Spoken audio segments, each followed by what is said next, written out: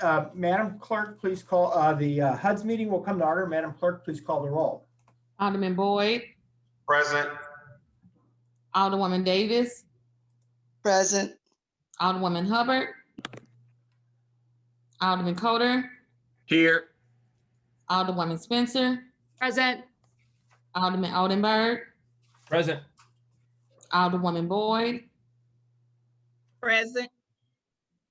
Chairman Roddy. Present. 7 present, you have quorum. Okay, now that we're doing the second, I guess the first thing we need to do is read the minutes, or approve the minutes. Is there a motion to approve the minutes from our last meeting, December the 16th? I move to adopt the minutes from December 16th. Okay. Second. It's been moved and seconded. Madam Clerk, please call the roll. Alderman Boyd, Aye. Alderwoman Davis, Aye.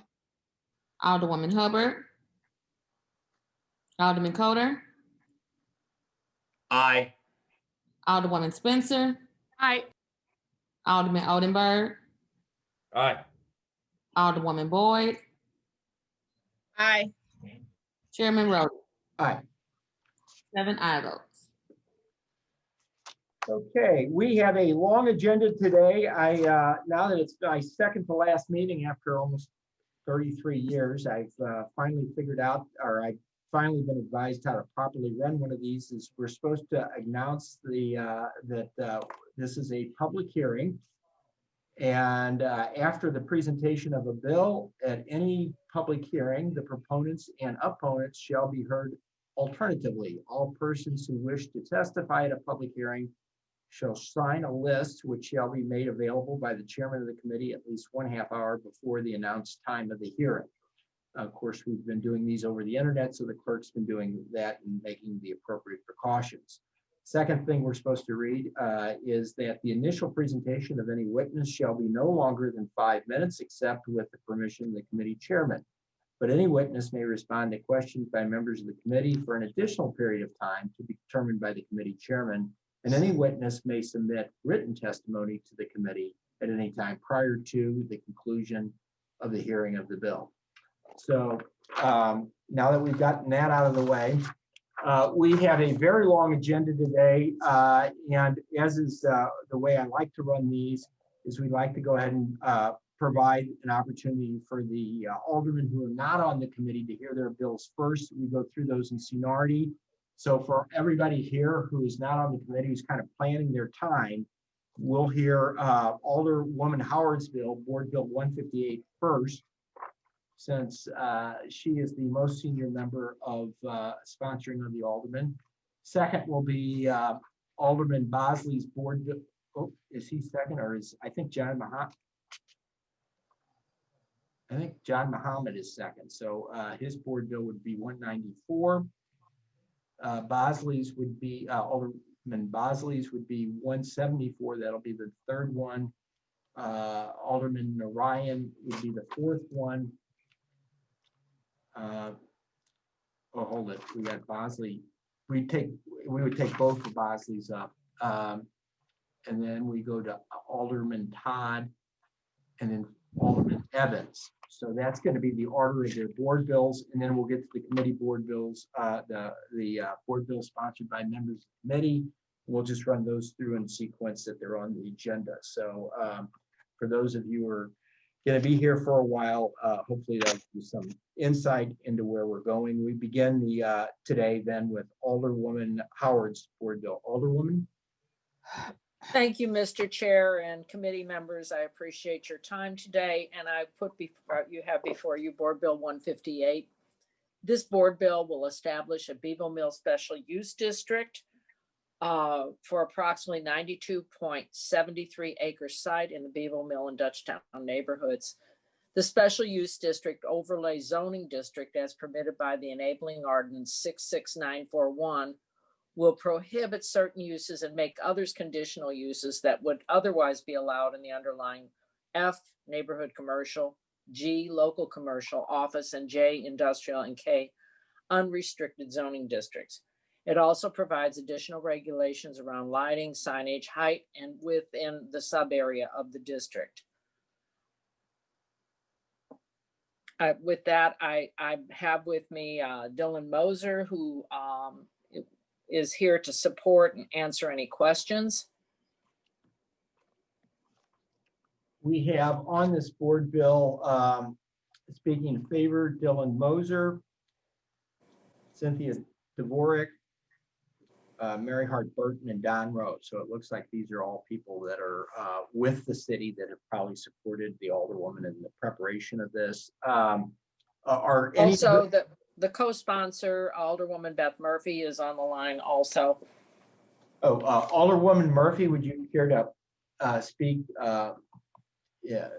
No, that's fine.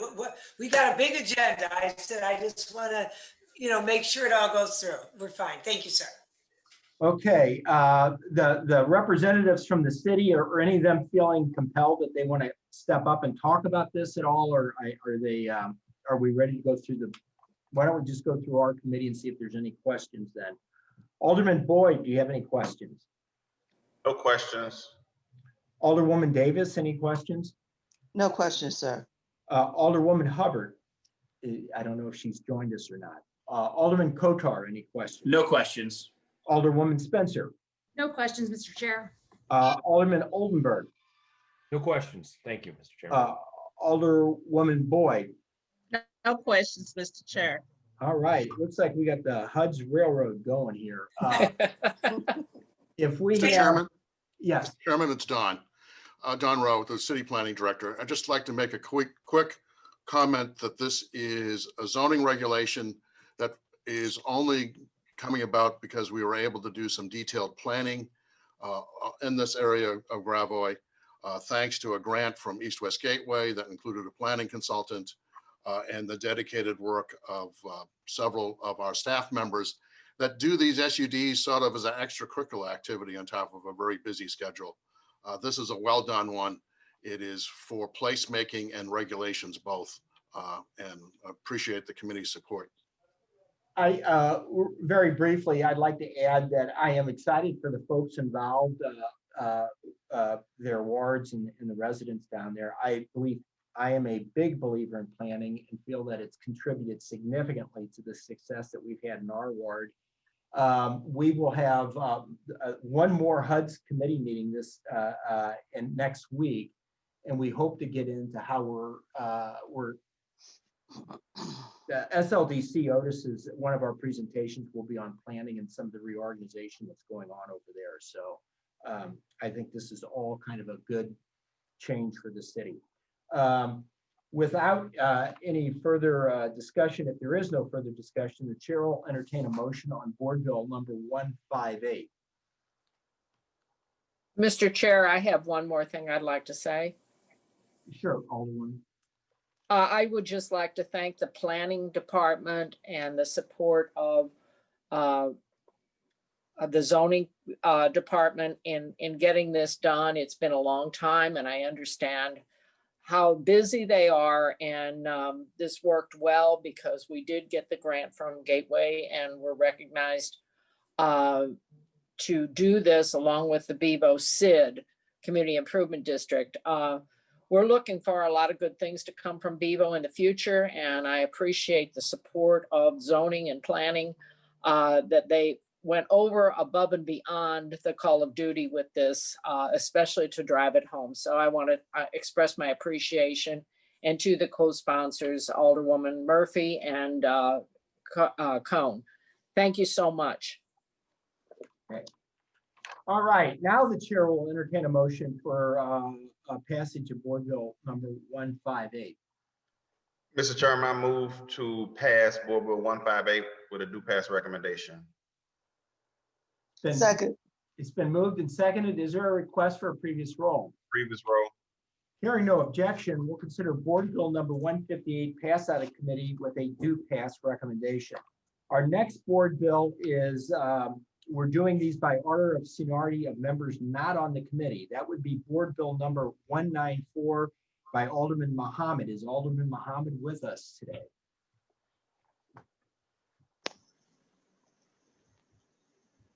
Okay, we will circle back to Alderman Muhammad, or else we'll bring that up later on then. How about Alderman Bosley? Is Alderman Bosley with us today? Yes, sir, Yes. Mr. Chair, I am here. Okay, Alderman Bosley, you have two bills before our committee. We will begin with Board Bill number 174, if that's acceptable to you. Yes, sir. I am trying to get into the drive. Can you give me 1 second here?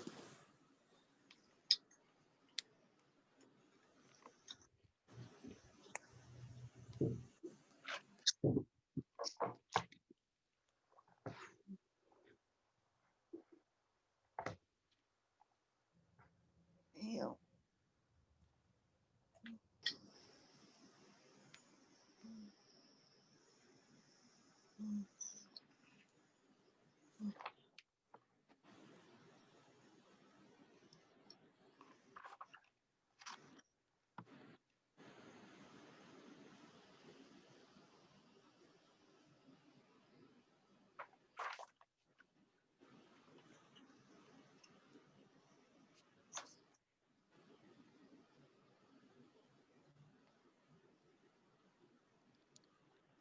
All right. Sorry about that, Mr. Chair. I am still having a difficult time here getting into which is this the board bill. I have two of them. One of them is outlining the areas of St. Louis Avenue. I'm sorry, not St. Louis Avenue, Natural Bridge to St. Louis Avenue and back to Vanderventor.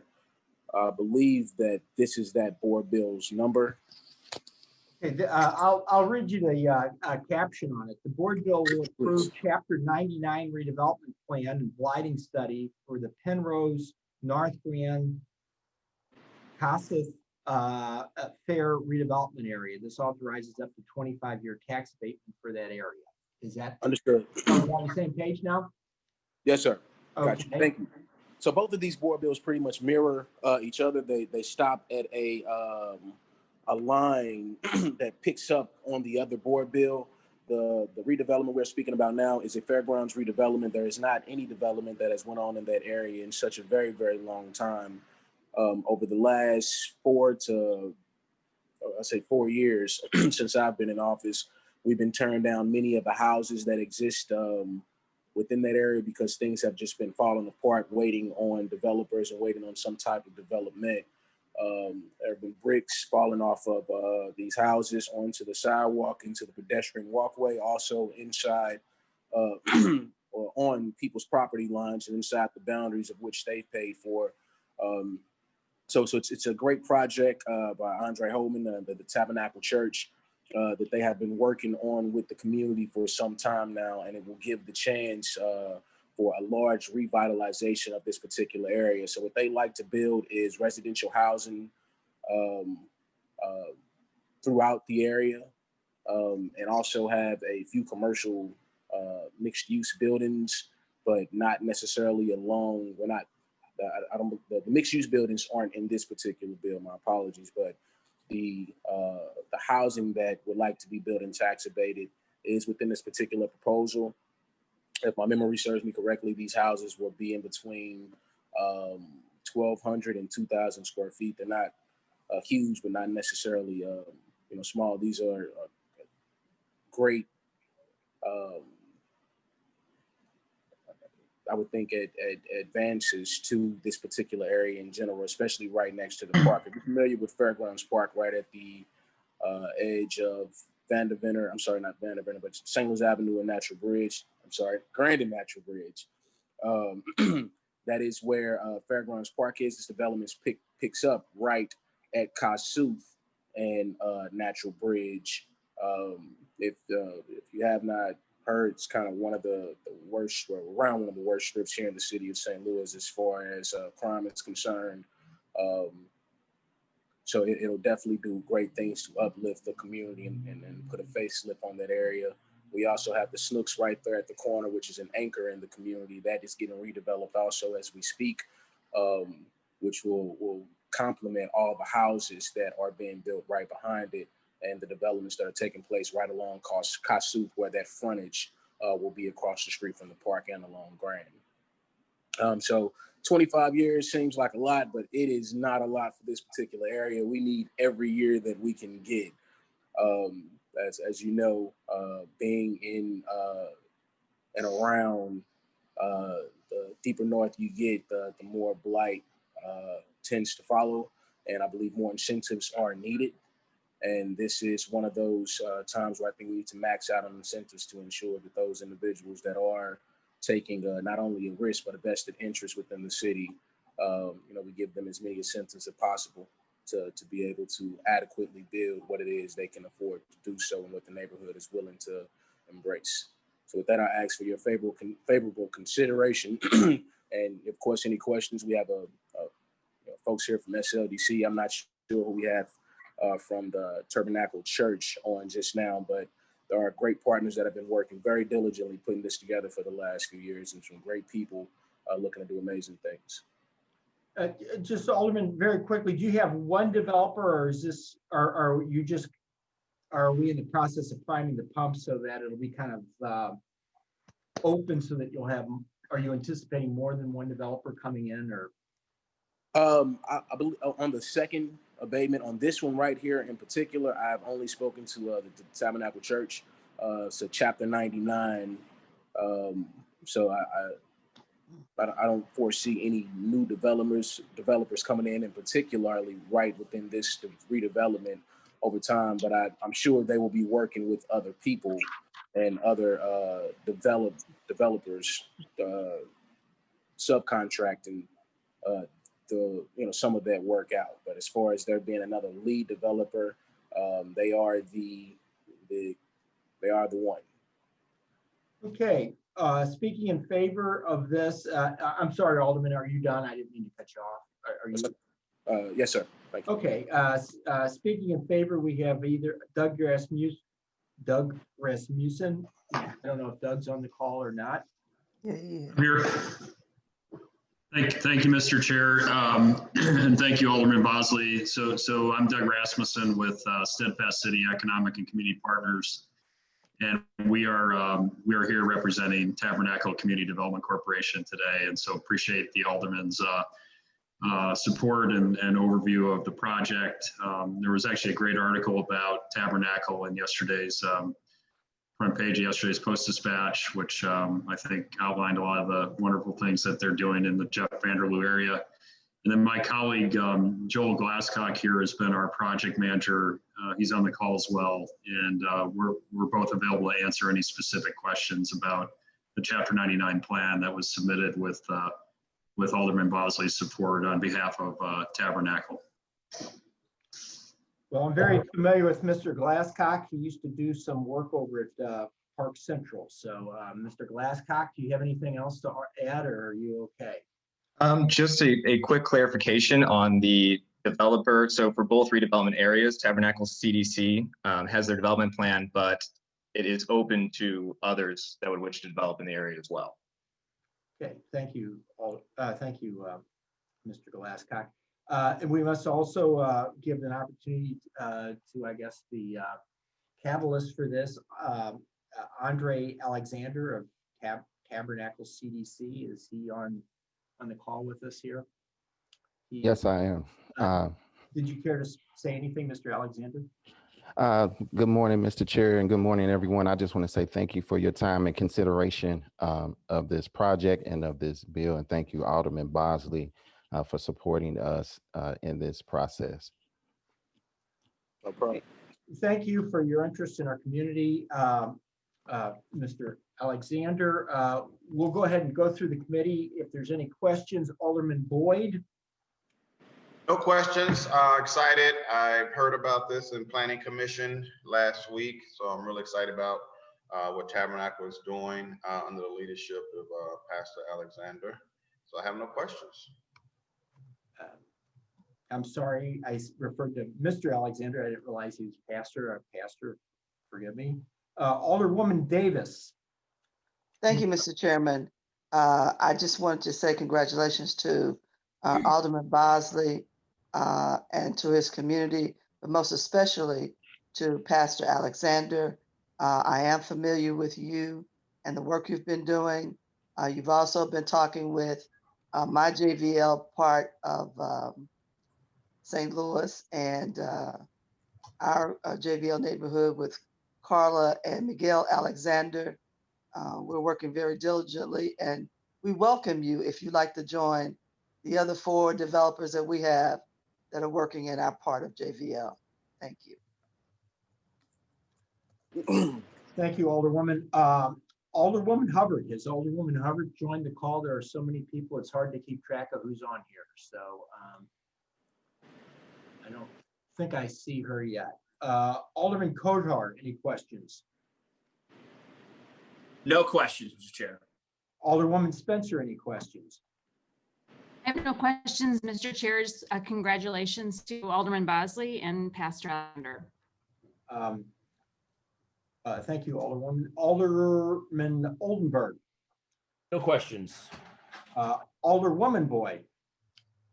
Congratulations, Alderman Bosley. I saw that smile on your face. So congratulations. I applaud you for being diligent and improving your community. And thank you, Pastor Alexander, for working with him. And so I hope the best of luck to you all. Thank you, Alderwoman. If there's no other questions or comments, the chair will entertain a motion for Board Bill number 174. Mr. Chairman, I move that we pass Board Bill 174 out of committee with a due pass recommendation. Second. Been moved by the Alderman from the 22nd, seconded by the Alderwoman from the 19th. Hearing previous row. I was gonna say previous row. All right, we got the railroad running now. Hearing no objections, we'll consider Board Bill number 174 as heard and pass out of committee with a due pass recommendation. Alderman, we'll go ahead and take up your other bill while you're here, and that way we can cut you loose.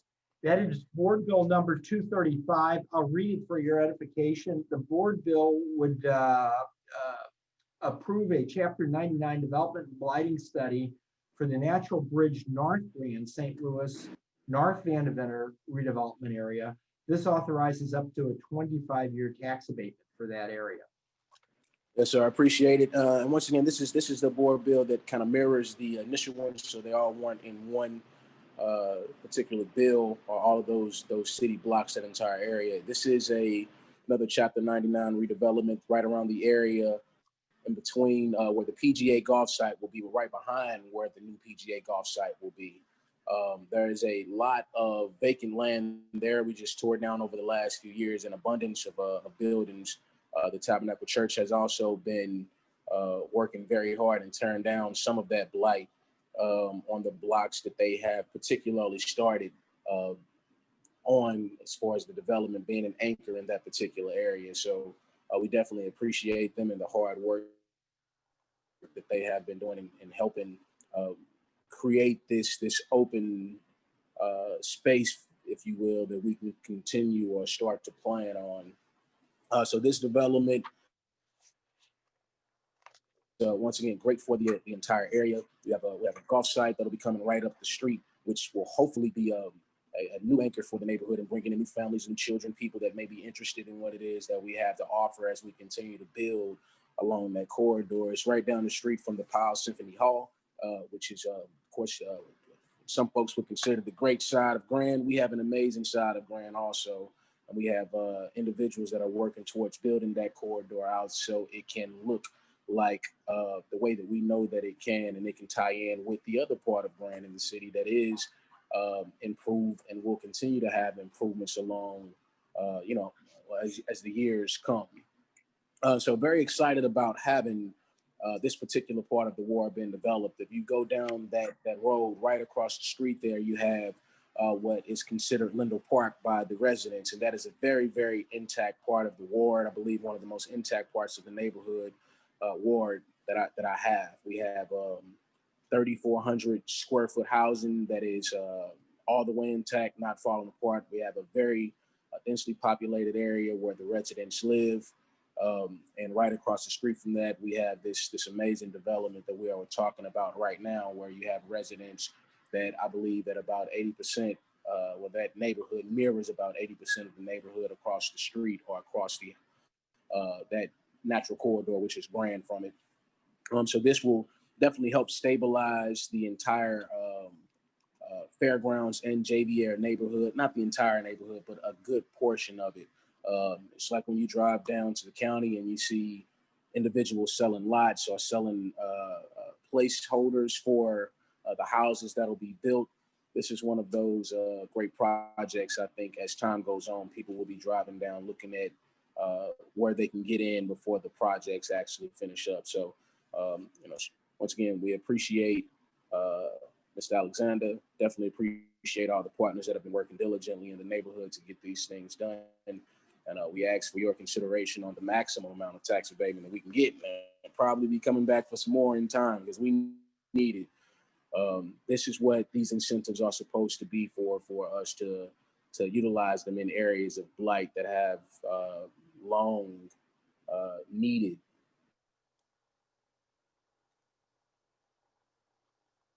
incentives for individuals to be able to come in and utilize their capital to help build these areas up. So I appreciate it. And I, of course, take any questions and ask for your favorable consideration of this board bill.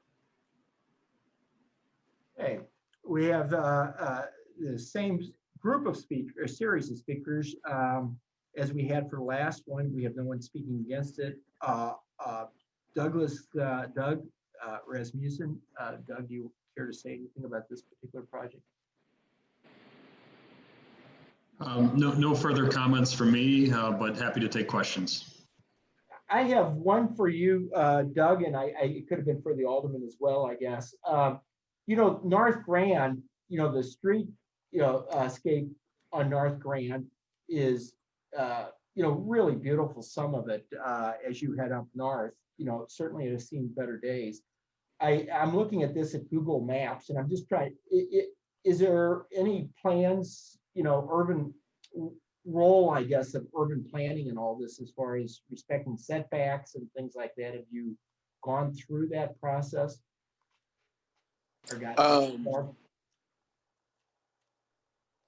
As far as, did you say setbacks? Just setbacks from Grand and, just parking lot, parking. I'm seeing, I'm looking at this on Google Maps, and it looks like there's, some parking lots that that are right up on Grand Avenue. And I was just wondering if they've done very much as far as, the actual land use planning yet, if they gotten that far. I can. I'm sorry. Go ahead, Alderman Bosley. Okay.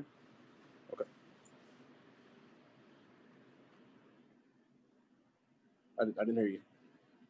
Go ahead, Alderman Bosley.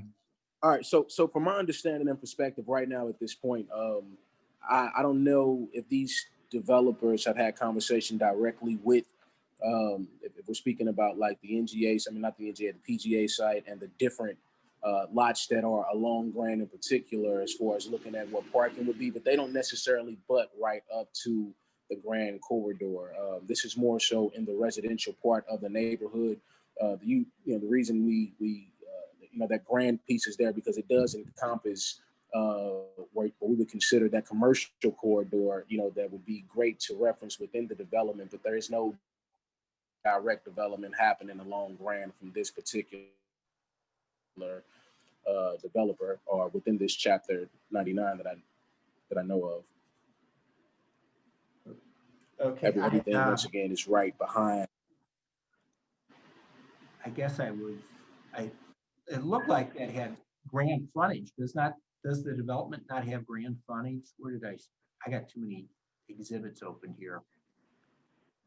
I can add further clarification, Mr. Chairman. So the redevelopment area, those are just general boundaries. The primary focus will be residential development with the interior. Within the interior of those boundaries, however, Tabernacle CDC understands that there is definitely plenty of opportunity with those commercial corridors as well. So something they'll be looking to in the future is the possibility for mixed use or commercial developments on sites that would be appropriate and would work well with the land use planning and with the incoming greenway as well. Yeah, my only thought is you want to go ahead and make some, concerted effort early. The form-based code, Joel, is I'm sure you're aware, has made a very big difference in the quality of development, and it's particularly in early years, it's going to be challenging to go ahead and have that discipline to do that. But in the long run, it will make it a far better product for you, I believe. Pastor Alexander, did you have anything else to add before we bring this up for a vote? Thank you, Chairman. I just want to say again, thank you to everyone on the call, and Alderman Bosley for all of his support, and the folks at Steadfast City. To Joel's point, we certainly have our eyes on that corridor, and we've worked and talked with extensively the folks at PGA Reach to make sure we're working in tandem and not against each other. Our city has just a small challenge in working collaboratively and getting a lot of overlap. So with that being said, we know that some of that corridor you're talking about, they intend to, in their plans, to address some of that frontage and have some beautification aspects to their work, which only enhances what we do on the interior, including a current project we're working on, finishing up a community resource center that sits in the middle of this residential. And then lastly, I want to point out that this also, you will see some improvements, I'm sure, along Grand with the Gateway Greenway brick line that will come into this development as well. So we're leveraging all these different pieces and partners to, as Brandon Bosley so brilliantly highlighted, bring access to the park and bring families into the park area. Okay. Mr. Chairman, may I just have a couple Well, of words? we'll go through and give everybody a chance. I just want to make one quick comment, and that is, I think there's a real opportunity on Grand. The Metro Reimagined has beefed up the transit service along Grand, and now in peak times they have 10-minute headways on their bus routes, and that should be something that should be very central in our planning going forward for everything along Grand. Alderwoman, we'll get to you in just a second. Let me just go through. Alderman Boyd, do you have any questions? No questions, Mr. Chairman. Okay, Alderwoman Davis, you're up. Oh, thank you, sir. One of the things I wanted to say is adding to that conversation, that particular area up to Sullivan on Grand was formerly the 19th Ward. And one of the things that we had done, and I think Pastor Alexander, you weren't able to attend the meeting with all the developers in the area, but we are revisiting that plan because a lot of those residents still live in those neighborhoods that are now identified as the 3rd and 4th Ward from previously being the 19th. And so a lot of that planning is already in place, but we need to update it and hopefully continue with a little speed on getting some ideas approved by the neighborhood residents, and also getting even more developers involved. And we're also soliciting currently different businesses to come into the area. So I do appreciate the fact that we're working so well together with the 3rd and 4th Ward on one side of Jeff Vanderloo and the 5th Ward on the other side of Jeff Vanderloo. So I appreciate all of your efforts, and I'm looking forward to this. Thank you. Thank you, Alderwoman. Has Alderwoman Hubbard joined us yet? Okay, Alderman Kodar, any questions? No questions. Alderwoman Spencer? No questions. Thank you, Mr. Chairman. Alderman Oldenburg? No questions. Thank you. Alderwoman Boyd? Get them ready for what? No questions. Congratulations, Alderman Bosley. You doing a lot of work over there.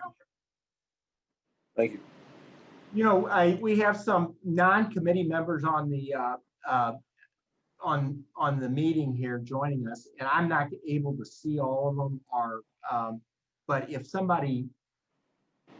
we have non-committee members who have questions or anything to ask, I'll try to keep an eye on my chat feature here or start waving. Maybe somebody can help get my attention. Okay, if there's no other questions, congratulations, Alderman. Why don't we go ahead and take a vote on this real quick? Is there a motion? Alderman Boyd, you're slacking off.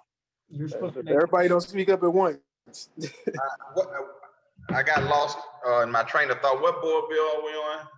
We are on board bill number 235. Okay, Mr. Chairman, I move we pass board bill 235 out of committee with a due pass recommendation. Second. Previous roll.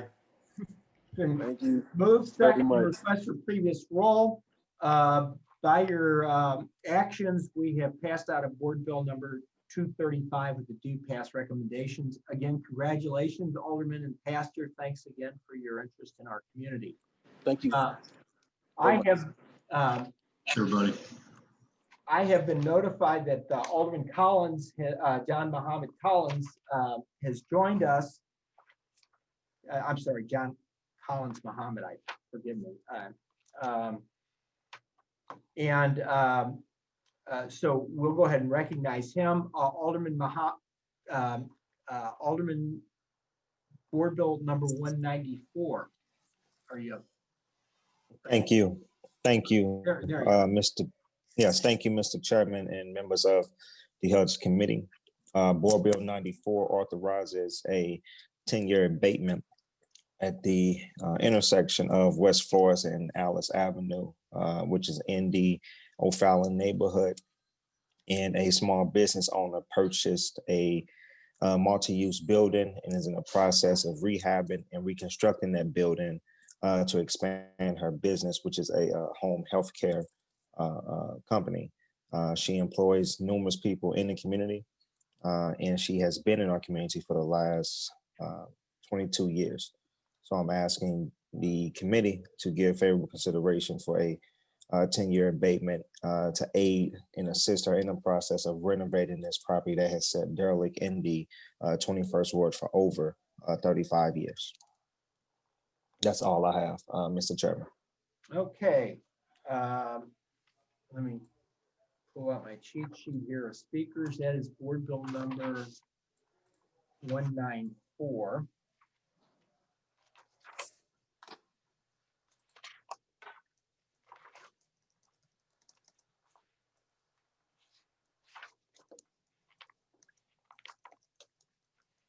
Okay, we have no speakers for that board bill.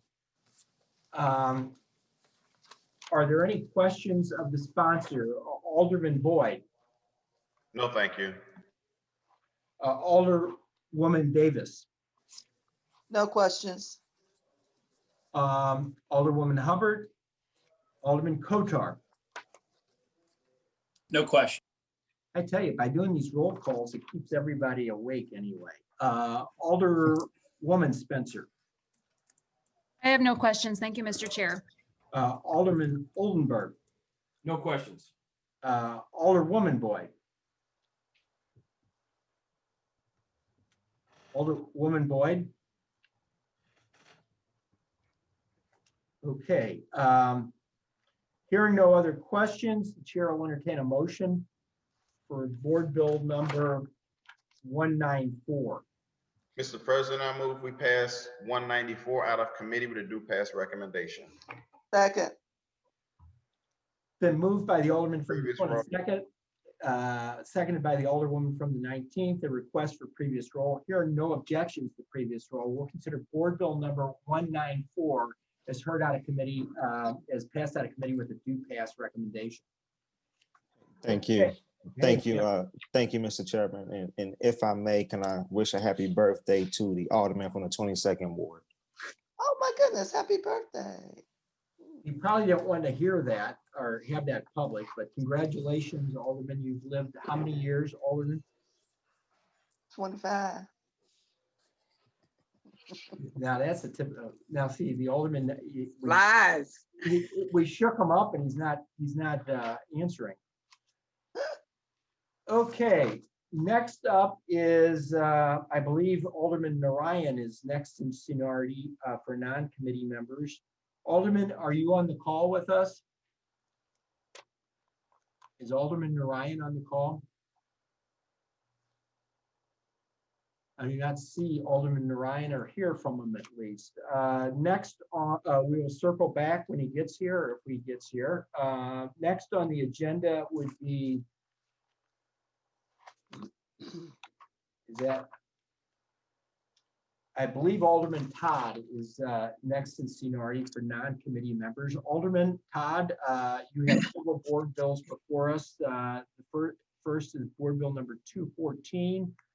And it's seeking approved tax increment financing for the Kingsway commercial redevelopment area. Thank you, Mr. President, Mr. Chairman, and committee members. This board bill, I have several board bills, but the purpose of the bill is to authorize and approve an agreement for tax increment financing for the Kingsway commercial development area. The actions that will be taken is the redevelopment agreement was developed in order to implement the redevelopment projects and enable developer to carry out the redevelopment plan.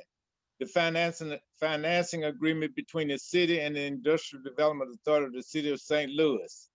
The main parts of this program is this development is, the developer is the Kingsway Development LLC. The project consists of parts of many city blocks. Property consists of a combination of vacant land, vacant buildings, a church, several existing commercial use ranging from an auto body facility to a liquor store, the large code training center, and multiple family residential facilities. Those are the businesses in the area. The project is within the proposed Kingsway commercial development area, which is south of Delmar, north of Page, west of Kings Highway, and east to Taylor Avenue. The project would be eligible for TIFs not to exceed $6.9 million. The proposed project consists of the renovation of approximately 28.34 acres and is currently comprised of 55 parcels to be used for mixed-use buildings containing office space, retail, restaurant, institutional and art and entertainment, and medical and multi-family facilities, residential facilities, a large apartment building which consists of about 60 apartments. Total project costs approximately $78.8 million. The impact on the community, the development of a prominent blighted area of the city. This project will attract commercial, office, hospitality, and retail uses, as well as a market rate rental apartments. This also makes the development area safer, more vibrant, and also in the past we had those vacant buildings which would have eventually had to be torn down now, and it costs money, would cost the city money to tear those buildings down. We can avoid asbestos and other, and they are also they are currently eyesores to our community. It increases crime. Also, fires have been started in some of those buildings. Now they will be fixed up. It will also increase our tax base for both the city and the school system. The city, we will be able to increase our earnings taxes because total number of workers would be almost part-time, full-time workers, about more than 600 workers. So they will be paying, and they will be paying earning taxes. Some of the workers will be hired from the community. They will also reduce crime and give residents needed jobs, because we have people who haven't worked in many, many years. The hardcore unemployed will be able to find jobs to be able to take care of themselves. That will also reduce crime. It will help keep families together, because in order to keep a family together, you need a job. And so also the people who will be living in those apartments, the 60 different families will be paying personal property taxes to the city. So this project not only, and it's on Delmar. So this will also, when people drive through our city, you will see people working. And this will, and also in our community, we will see people working. My experience has been when we see people learn through observation and participation, we will have participating workers, but people will observe people working. This will motivate people in our community, and to those who can't work there will be looking for other jobs. So this project certainly will be a shot in the arm for the 18th ward as well as the whole city. Are there any, also Mr. Dave Sweeney, I think he's supposed to be speaking on behalf of the project. I don't know if he's there or not. I'm sorry, Alderman, let me just catch up here. I'm looking on the speakers list. I think we'll probably have a few here. We have, I'll read you the list. Is this number 214? This is Bryant Pratt. Bryant Pratt, Missy McCoy, Kevin Bryant, and Dave Sweeney are all lined up to speak for this. Alderman, is it all right with you if we go through that list then, or you know, this is your bill, so I don't want to tell you. Yes, Mr. Chairman, it's fine. Thank you very much. Okay, I don't know if there's a special order, but Mr. Pratt, would you want to? You're first on my list. Is Mr. Pratt?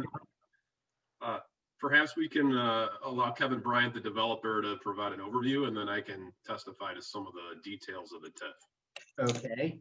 Mr. Bryant? Yes, I'm ready. Go ahead, proceed, Mr. Bryant. Sure. Well, I just want to say thank you to the committee for supporting us thus far. We've worked very hard on this project for a number of years, and we're finally at the point of groundbreaking for our first project. And it's taken a lot of planning and coordination from a lot of invested people concerned with the impact that this project will have on our community. So I'm grateful for all the support. We're also encouraged for the impact that this development will have on the adjacent communities on both sides of the street. The north side, of course, which has been blighted for decades, but even the south side, which needs to protect its years of growth and investment.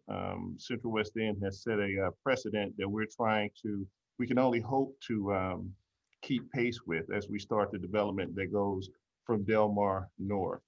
We're looking forward to adding to the city's vibrancy, reducing crime, and also providing an immediate ROI on the city's investment in this area in the form of new taxes and residents. So I don't know if we need to get into each individual project, but I'm happy to walk through any of them if there are any questions, and I'll turn it back over to Brian. You know, Mr. Bryant, maybe, you know, I think this is, I know we have a very busy schedule, but I think, you know, this project and what's going on is important enough and symbolic enough that we spend at least a couple minutes and try to understand what's, you know, Delmar, because of its history, is so important. Could you tell us a little bit? I'm frankly curious to understand. I have certainly been hearing a lot about your activity up there. Maybe you can kind of walk through and tell us in a little more detail. Well, Mr. Roddy, I thought you never asked. So, so that being said, the main area that we're focused on for this particular project is Delmar from Kings Highway to Taylor.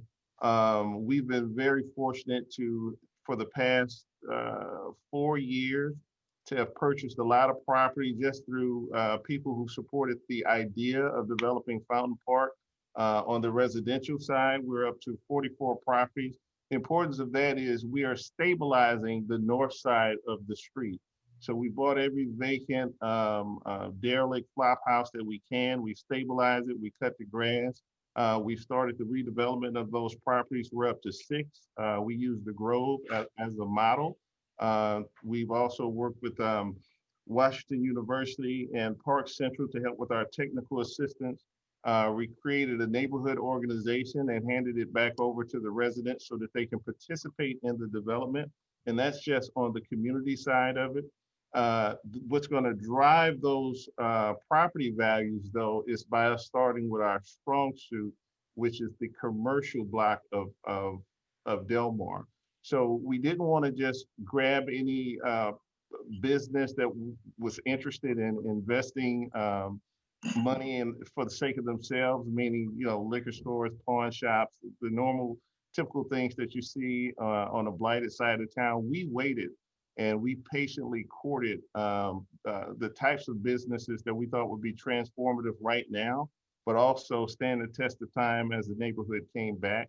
That landed us our first a couple of franchises, which is Jamba Juice, the UPS store, the original hot dog factory, Sweetwater Tea, and these were not easy to do. But we courted these franchises from the perspective of not just investing in the area, but also investing in the people that will be working those businesses.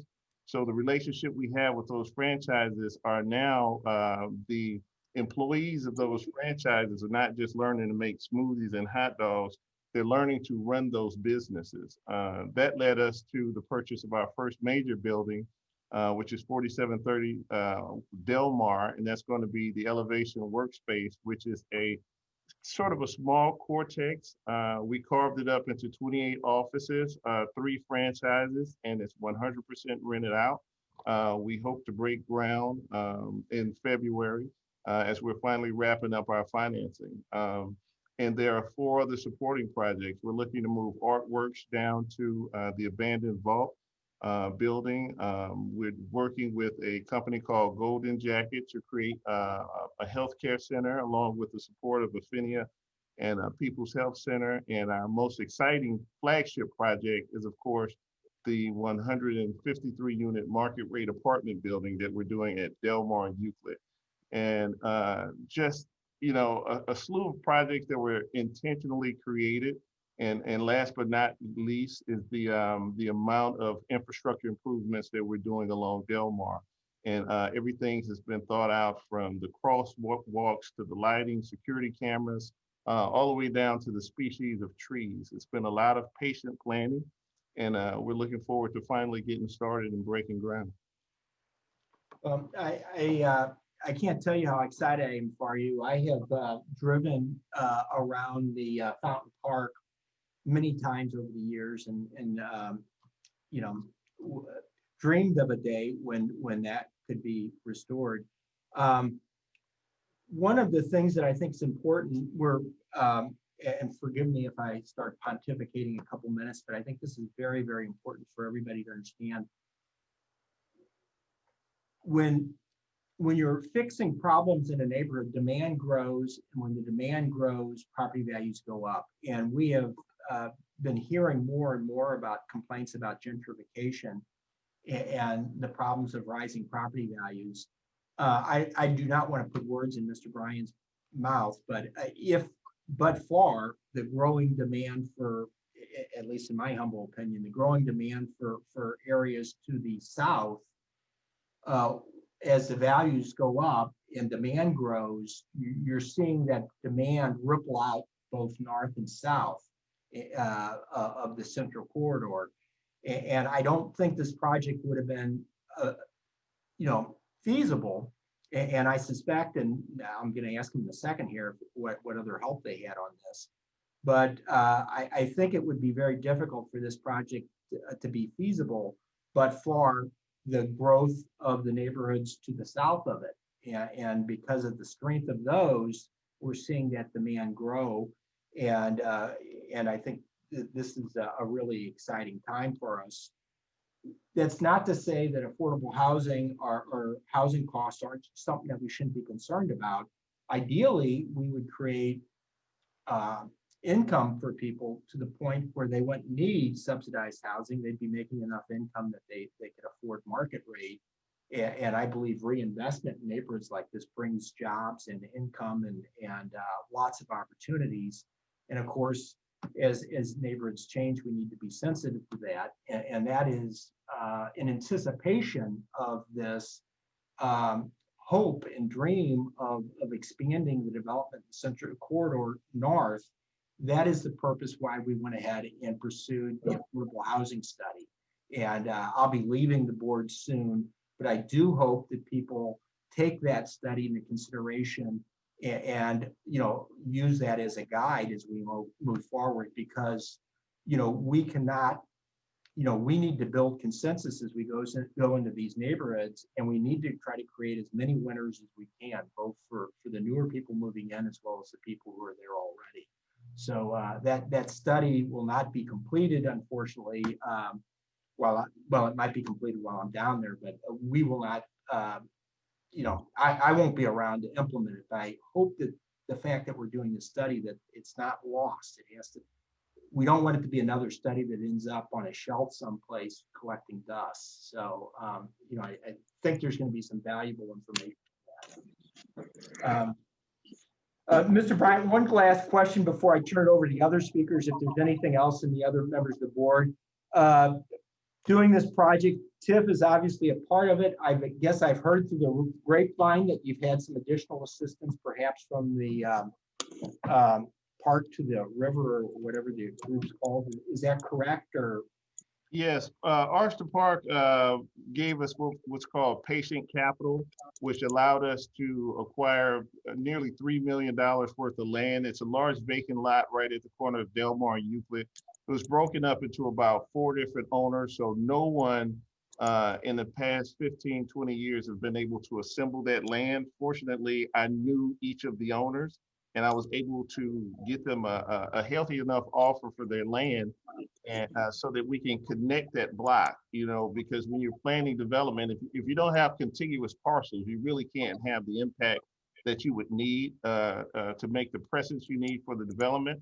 So that being said, $3 million is not easy to raise, and Archer Park was there for us at a time where they gave us just very reasonable terms and allowed us to assemble that land, which produced the $43 million project that we're now in the schematic phase of planning.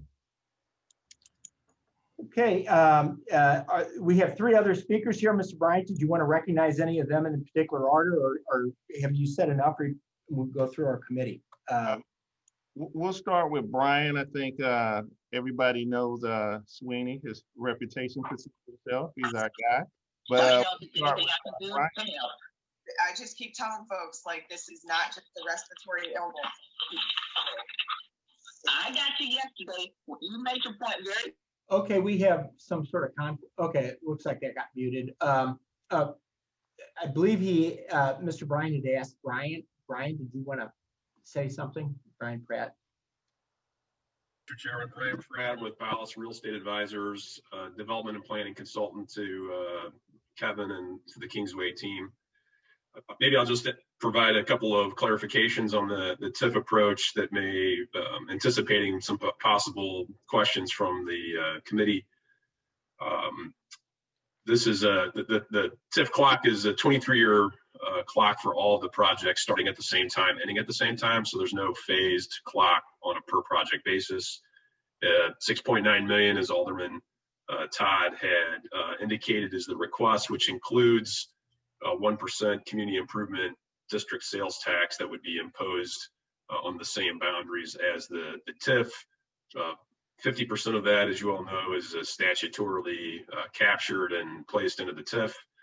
The other 50% would remain in the community improvement district for ongoing maintenance and upkeep of the infrastructure. The TIF funds are anticipated to be spent. There are 5 sub-projects that we propose to generate increment. 2 of those projects will have some of the TIF dollars earmarked back as a part of their capital stack. In the case of the apartment multifamily mixed-use project that Kevin referenced, we are building an apartment structure, or excuse me, a parking structure to not only serve the multifamily building, but to serve the broader commercial district. So we're adding more spaces than what would be required to serve the multifamily parking to accommodate some of the other projects that Kingsway is developing, as well as Launch Code's investment in their facility and future commercial activity along the corridor. And then the balance of the TIF is to be used for approximately $4.6 million of streetscape infrastructure enhancement starting at Taylor, moving west to Kings Highway. So I'll leave it at that and take questions from the committee when appropriate. Missy McCoy, is there need to hear from Missy McCoy or Dave Sweeney? Yeah, I'll just jump in real quick, Mr. Chairman and members of the committee. Thank you for your time. This is obviously an amazing, great project, and I'm just happy to be a small part of it. Really, if there's any technical questions, Missy and I are here to answer those. There's two bills that will need that have committee subs before them, just to kind of lay out the procedure, Mr. Chairman. Board Bills 214 and 215. What we did was take Board Bill 216 and merge it into 215. So 216 we will not pass today. So you have three bills before you, but it will actually be two that we would hope to have up for vote. And if there's any questions about that, we've worked with Gilmore and Bell, the counsel for SLBC on those, Mark Spikerman, and Missy can go into much more detail than I can on those. So we're just here to answer those, Mr. Chairman. Okay, thank you. I guess normally we try to have a financial analysis done by someone from SLBC. This is, I don't know if you call this an area tip or it looks like it's a collection of projects. Did we, yeah, is somebody from SLBC here to talk about this? I don't know if it. John Ferry's did an analysis and he should be on the line. John? Yeah, I am here. I can speak to the project. Okay, John, did you do your traditional analysis, or is this, yeah, it looks like most of the TIP money is being spent on public infrastructure, and I would. Yes, we still did the typical analysis. I believe you guys should have that in your handouts, but I could probably share my screen if you guys don't have it. Why don't you go ahead and share your screen with us for us? Okay. I've already got 3 different computer screens open right now. All I need to do is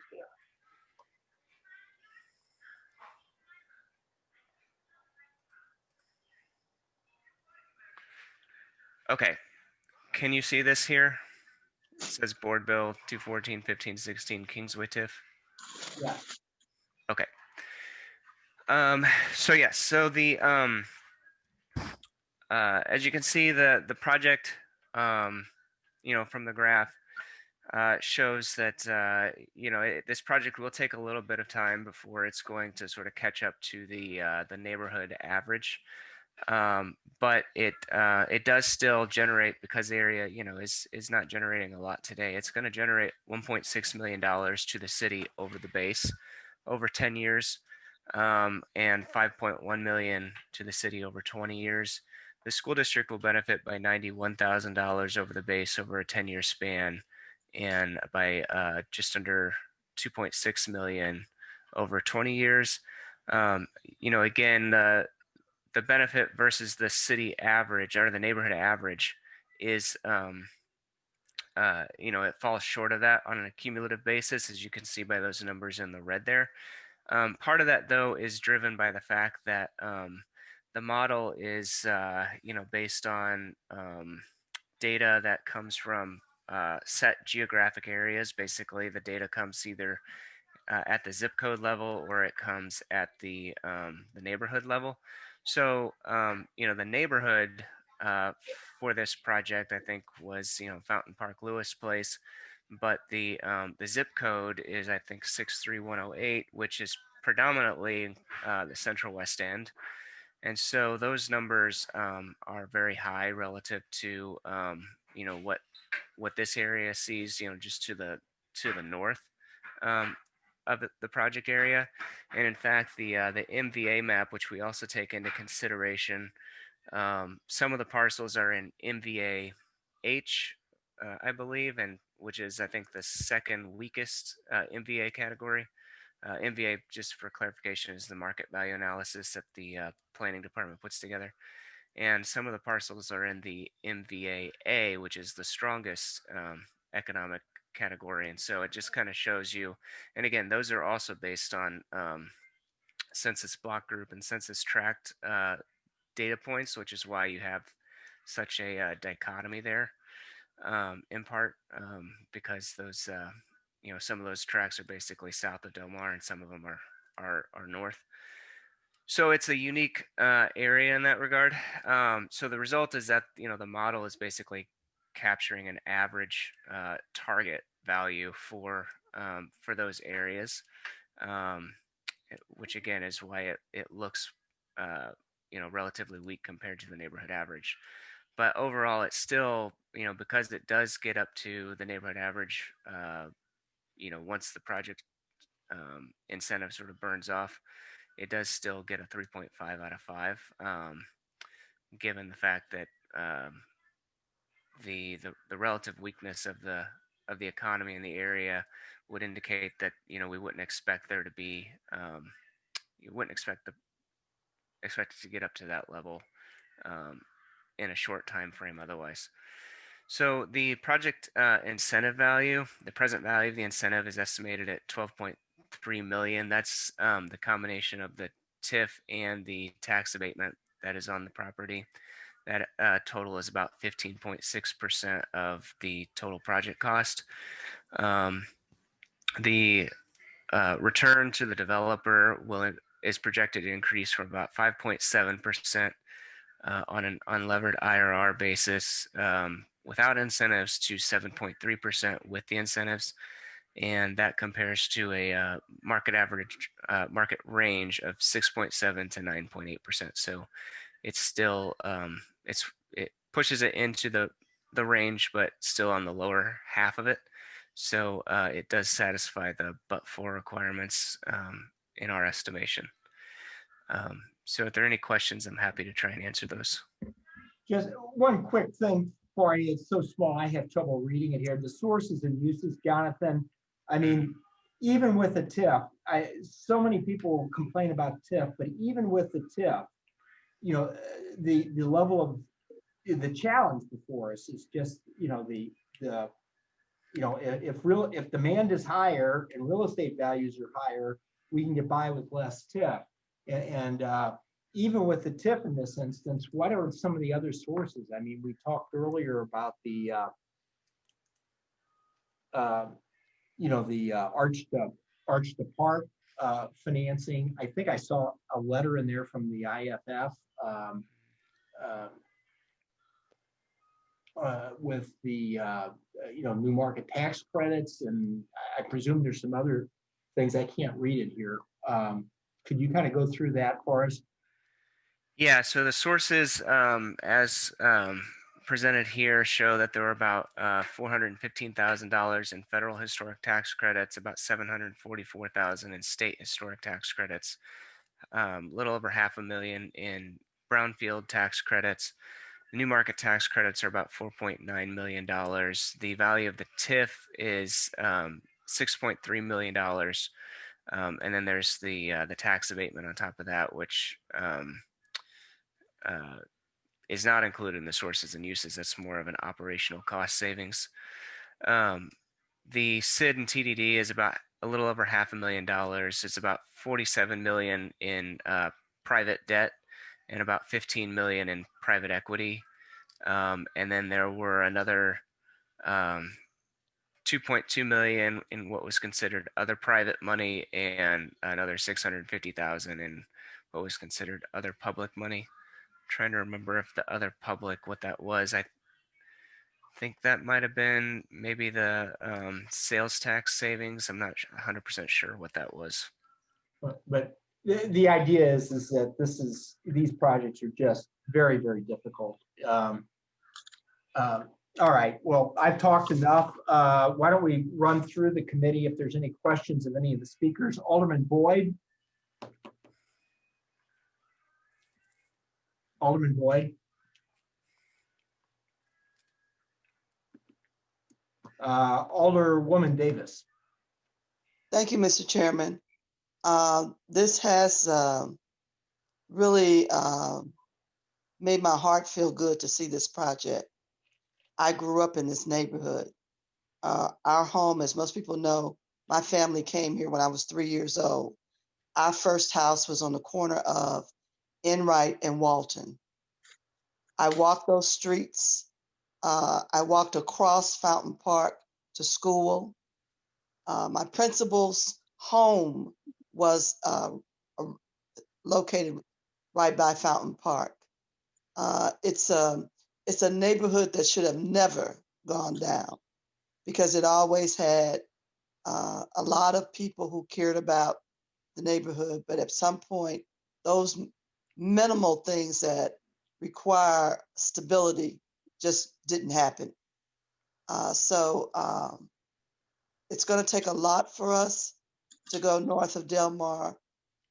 And what most people don't understand is you are investing in your future.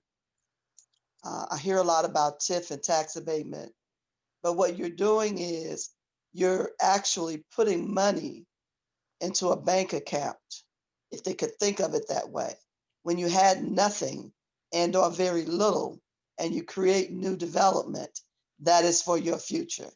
And Alderman Roddy and I can talk about that, because when you think about the hundreds of homes that were built in Botanical Heights, Gate District, those tax abatements are over with. So that's money that goes into the bank for our school district and to have more money in our general revenue. But also what most people don't understand is there's no such thing as zero taxes. So whatever the land was worth, or if it was a vacant building that was renovated, whatever that tax base is, was still being paid during the tax abatement period. And with a complicated TIF like this, I want to applaud all of you all for making this project happen. This, I'm sure, took probably a couple of years to pull it together, but this is impressive. I want to say to you that when we look at where we have property value increasing in the city of St. Louis because of difficult projects being done, I know that in downtown West, property values increased last year 12%, Gate District, Botanical Heights 11%. As I said, it's money in the bank. And I thank you again and congratulations, Alderman Todd. Thank you. Okay, Alderwoman Hubbard, Alderman Coder. Thank you, Mr. Chair. I guess my only question would be, I oftentimes we ask the comptroller's office to weigh in on these. I don't think we've done that yet. I'd just be curious if they have any thoughts and if they're in support. Excellent point. I received an email last night from Tom Ray, and I believe he had one of his associates coming today to represent the comptroller's office. I don't know if, I'm sorry, I can't find that note in my email, but. That's me, Catherine Redmond for the comptroller's office. We work with Armstrong Teasdale. Okay, Catherine, usually we like to go ahead before we pass one of these tip things out. We like to have the comptroller's input and assure that she's in support of the project. Sure. Yes, the comptroller is definitely in support of the TIF project and the TIF plan as proposed. We have not had a chance to fully review the finance agreement and redevelopment agreement. So that's the only outstanding matter, but she's generally in support. Okay, thank you. Thank you. Alderman from the 7th. Nothing further, Chairman. Okay, thank you, Alderman. Yeah, it's a good point. Good catch. Alderwoman Spencer. Thank you, Mr. Chairman. My questions were answered in the presentation. Thank you, Alderwoman. Alderman Oldenburg. No questions. It's a complicated project, a lot happening in the capital stack. So congratulations to folks so far on everything. Nice job. Alderwoman Boyd, I believe, had a step away. No, I'm right here, Mr. Chair. Oh, okay. I'm sorry, Alderwoman. I got a chat saying I misunderstood the chat thing that was sent to me, but do you have any questions, Alderwoman? No, I don't have any questions. I just want people that's probably listening on to this hearing to see that the North Corridor is starting to make a turnaround, and it's a positive turnaround to rebuilding the community. And I hope people understand that when people are in office, and I've learned from senior alder people as Alderwoman Davis and Alderman Roddy, that it takes years to rebuild. And we know it took years to destroy, but it takes years to get it back up. And so I applaud the older people that are stepping up and saying, it's time to go to the next step. So I'm glad to be a part of this team, and I'm thankful that Jesse Todd continued the work that his previous alderman was doing. And I think it'll be a good project, but it just lets people know we can't do anything overnight. It's going to take hard work and determination to really work things through to build our communities. Thank you. And thank you for your kind remarks, Alderman. You're always very constructive and appreciate that. Okay, let's do this in proper format then. We should probably get the committees. Oh, I'm sorry, Alderman from the 18th. Did you have something to say before we bring up? 22nd. It was I'm from the 22nd. I'm sorry I had to step away briefly. So okay, did you have any questions or comments? I didn't have any real questions, but I did have some comments, and I just want to congratulate Alderman Jesse Todd, the great work of Kevin Bryant. I know he's been working on this for quite some time. I almost want to say it's about time, but yet again, I will say it's about time. It's about time a phenomenal project like this happens, on the north side or the north side of the city of St. Louis. I know it's taken a tremendous amount of work, hard work, putting financials together, bringing the right partners to the table to make this happen. There are credible people that's part of this project that I admire, that I have learned from over the years. Kudos. Again, it's a tough project. It's a tough time economically, but I'm hopeful that this is going to be a phenomenal project. I can't wait to see it at the ribbon cutting, and I'll be honored to be a co-sponsor of the bill. Great. Okay, if that's it, we need to get this properly before us. We are on board bill number 214. I believe there should be a committee substitute that was shared. So we should get a motion to put before us, I guess, committee substitute for board bill number 214. I move we review committee substitute for board bill 214. Second. Previous roll. Been moved and seconded. Request for previous roll. Hearing no objection to previous roll, board bill 214 committee substitute is now properly before us. The chair will entertain a motion to pass out of committee board bill number 214 committee substitute. So moved. From the 22nd, did you move that? You're slipping here, Alderman. So move the motion requested. Okay. Second, request previous roll. Okay, everybody's ahead of me. It was moved by the Alderman from the 22nd. It was seconded by the Alderman from the 7th. Request for previous roll. Hearing no objection to previous roll, we'll consider board bill 214 committee substitute passed out of committee with a do pass recommendation. Board bill number 215 is now before us. It is a companion bill to 214. I don't believe there's any need for testimony or questions on that. If it's in agreement with the committee, the chair will now entertain a motion for putting board bill number 215 committee substitute before us. So moved. Second. It's been moved by the Alderman. It's been moved and seconded that we take up the committee substitute. Is there a request for previous roll? Yes. Previous roll. Request for previous roll. Board bill 215 committee substitute is now properly before us. The chair will entertain a motion that we pass out of committee board bill number 215 committee substitute. So moved. It's been moved by the Alderman from the Second. 22nd. It was seconded by the Alderwoman from the 27th.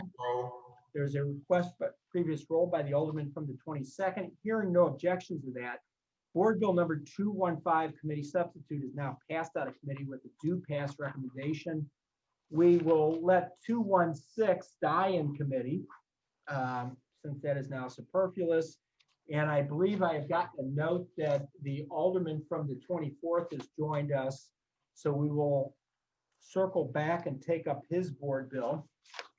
Mr. Chairman, yeah. Could I have my name added as a sponsor for Board Bill 215?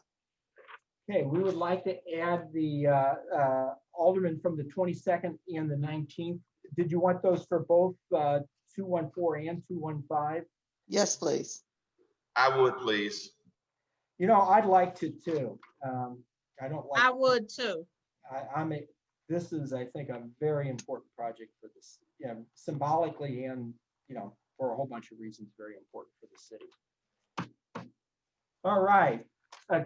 Thank you very much. Congratulations, Alderman from the 18th. And Mr. Bryant, we're looking for big things from you. We're real excited for your work up there, and I hope it's just the first of many of your projects. Yes, thank you very much. We won't let you down. We're all very excited. Thank you very much, everyone. Thank you. Thank you, Mr. Chairman, and thank you, Chairman, point of order. And the HUD committee. Thank you very much. Okay, there's Chairman, a point of order. Point of order. I just want to make sure, is there a companion bill? Is there a third bill for this TIF project, Board Bill 216? Did we take that up?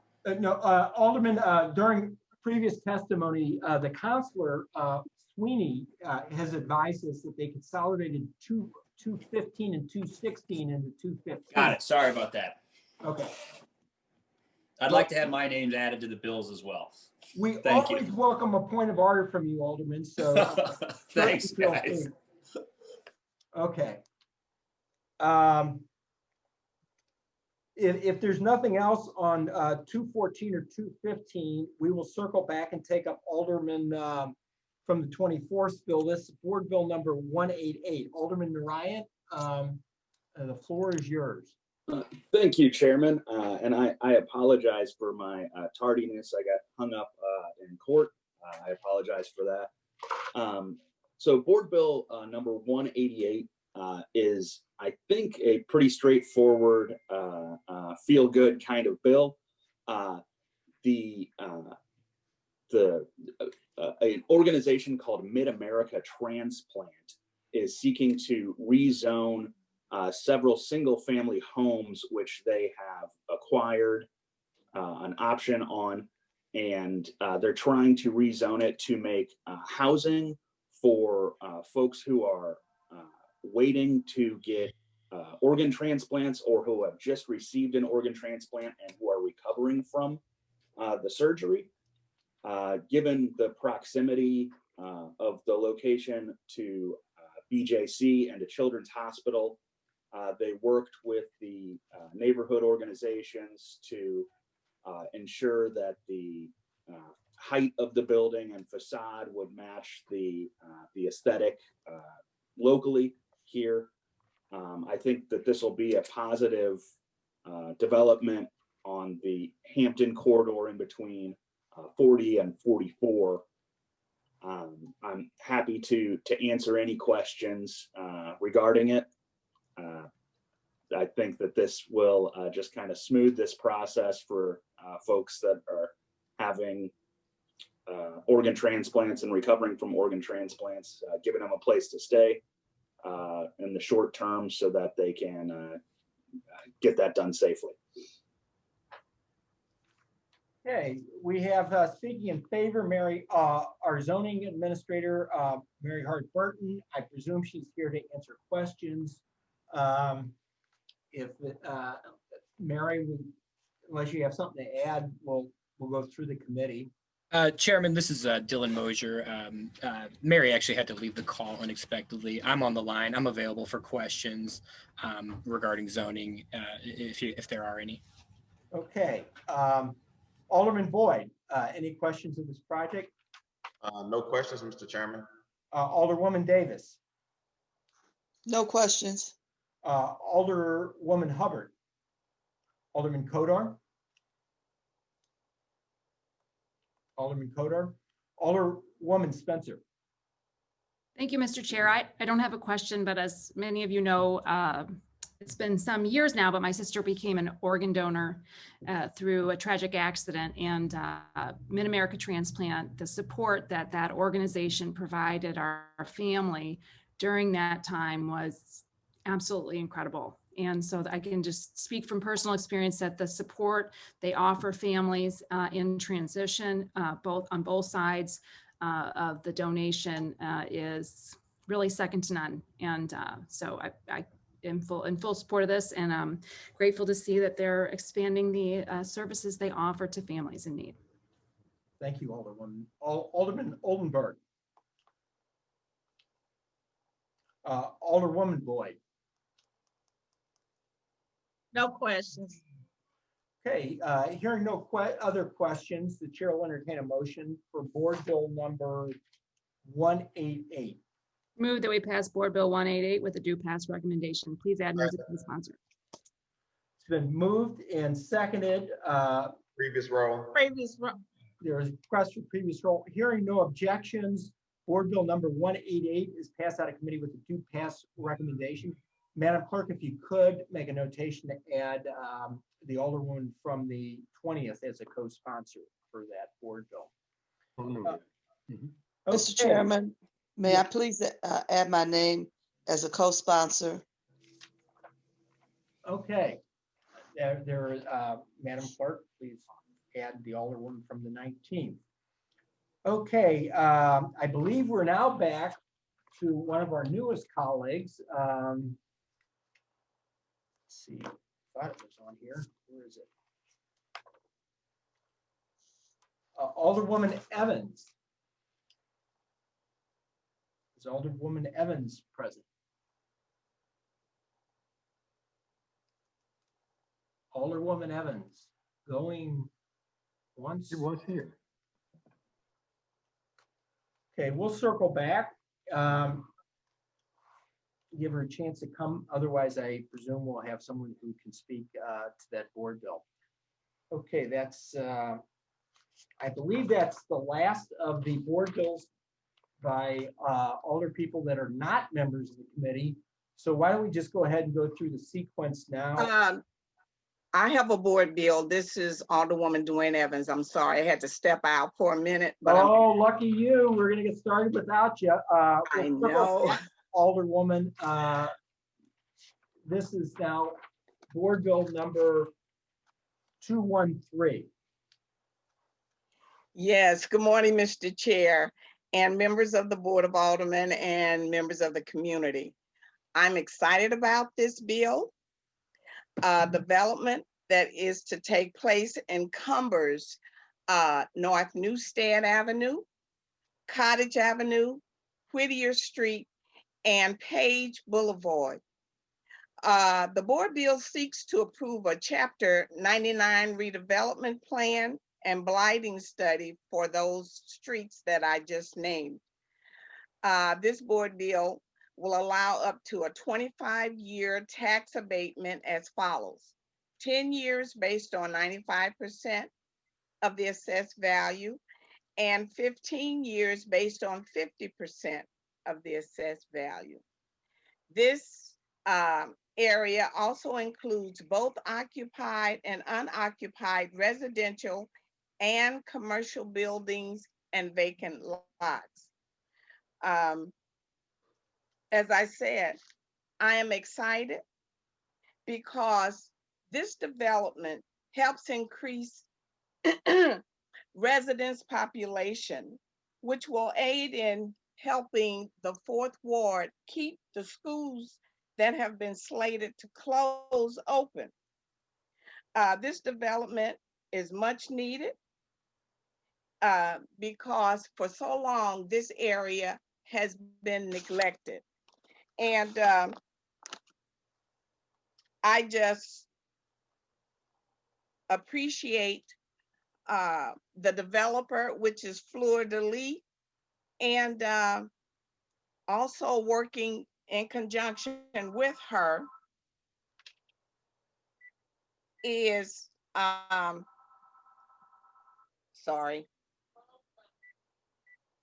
Also working in conjunction with her is Pinnacle Contractor, who is the builder. So as I said, I'm ecstatic. I look forward to the development of this area, and hopefully this development will help keep my schools from closing. Okay. Board Bill number 213 has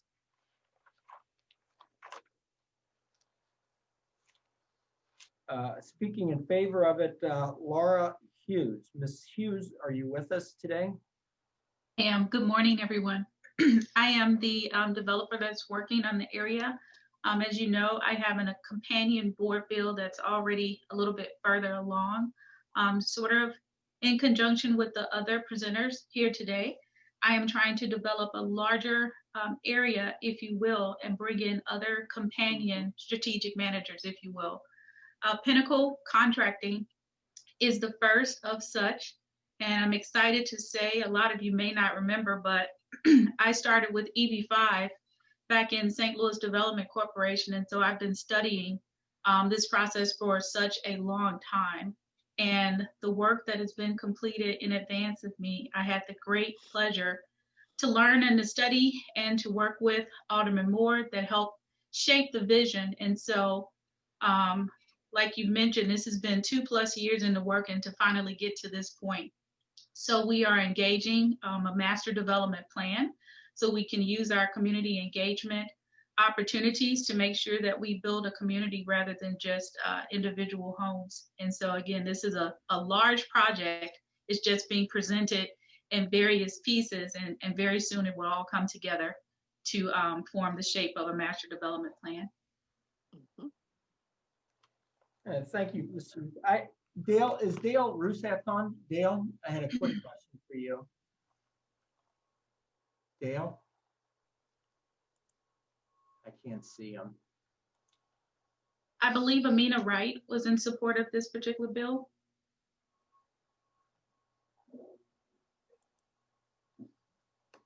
Well, I don't see Dale. Okay. Why don't we go ahead and go through the committee. Alderman Boyd, do you have any questions? No questions. I know this is going to be a phenomenal project. We keep hearing about it, and the more I hear about it, the more excited I get. And remember, Ms. Hughes, what I said about the 22nd Ward being open for business. If you know somebody, I'm looking for referrals. Thank you, Mr. Chairman. I keep telling you, quit trying to recruit my people, Mr. Boyd. Okay. Alderwoman Davis. Sir, I don't have any specific questions. I wanted to congratulate the Alderwoman from the 4th Ward, and most especially now, I'm glad you gave us that reference. Her master developer has been around and has the knowledge and knows where to get additional when it's needed. So I applaud both of you. Again, that's former 19th Ward area, and I know it well. And I'm just so happy to see all of us moving at the same pace with additional development. And it's all coming together. Thank you. No, that's actually what I was going to ask ask Dale. I think it's great. We have 3 large scale developments, on the north side today. And I was trying to get a sense of. I think I got 128. So from a historical perspective, I don't recall us having anywhere near that activity, over several years, much less all during one committee meeting. So, I think it's very encouraging. Mr. Chairman, Dale Ruthsatz, I am here. Somehow I wasn't getting any audio on my computer, but I am here.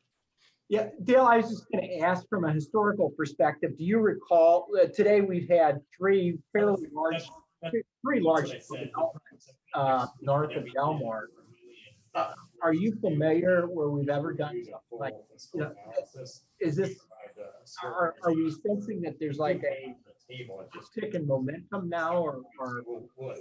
Well, it's great to see this. No, we've never had anything quite like this before, and I think we have been attempting to encourage development in the North Side communities, and this is certainly a great opportunity to begin work there. And it's an opportunity not only for major developments to occur in these areas, but also the average homeowner has an opportunity to do a gut rehab on his or her house as well and get tax abatement. So hopefully it's going to encourage a real upgrade of these neighborhoods. I just was curious. It seems like, we've had quite a bit of it. We've had 3 of them now today, and I don't recall being down here where we had that much over several years.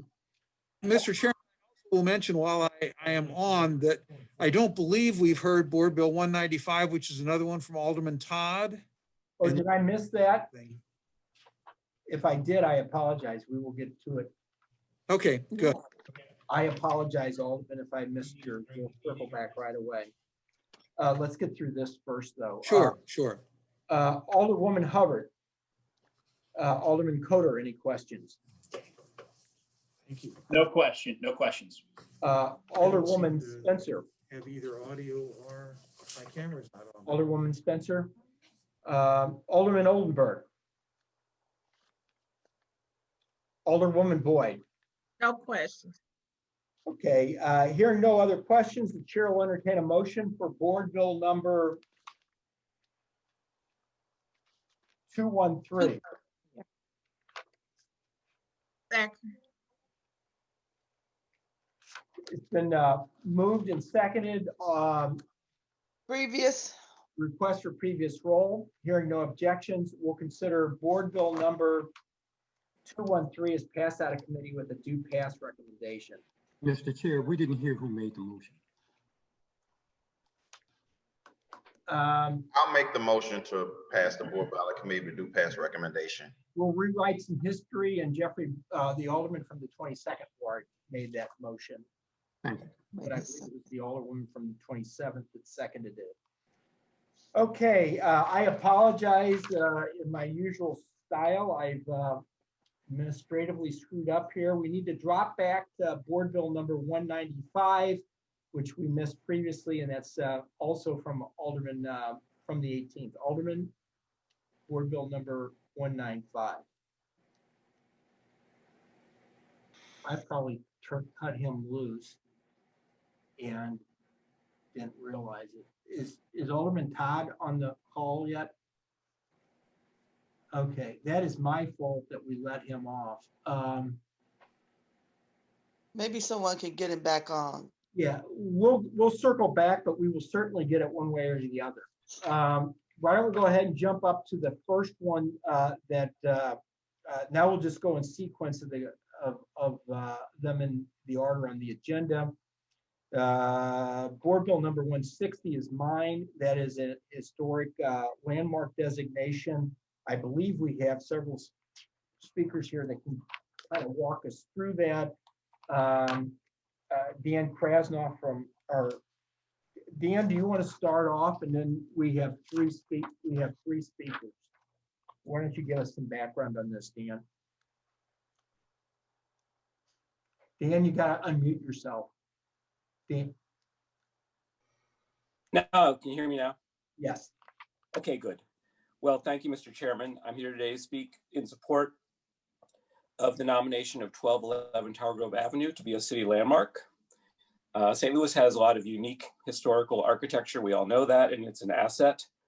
1211 Tower Grove is one of those. It's a nicely designed brick townhouse in the Forest Park Southeast neighborhood that dates from the late 19th century or mid 19th century.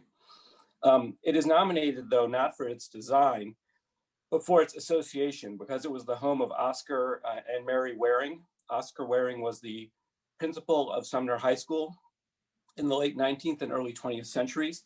He's the first African-American principal of the high school.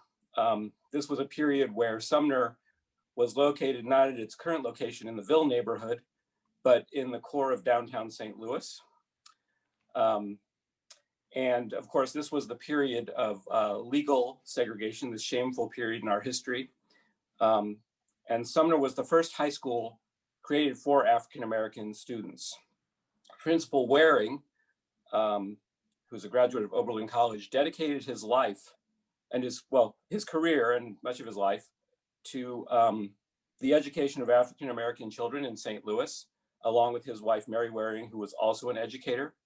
And we honor their legacy today by designating this house as a local city landmark. There are images of the house in the petition that was submitted as part of the board bill, if folks want to take a look at the building.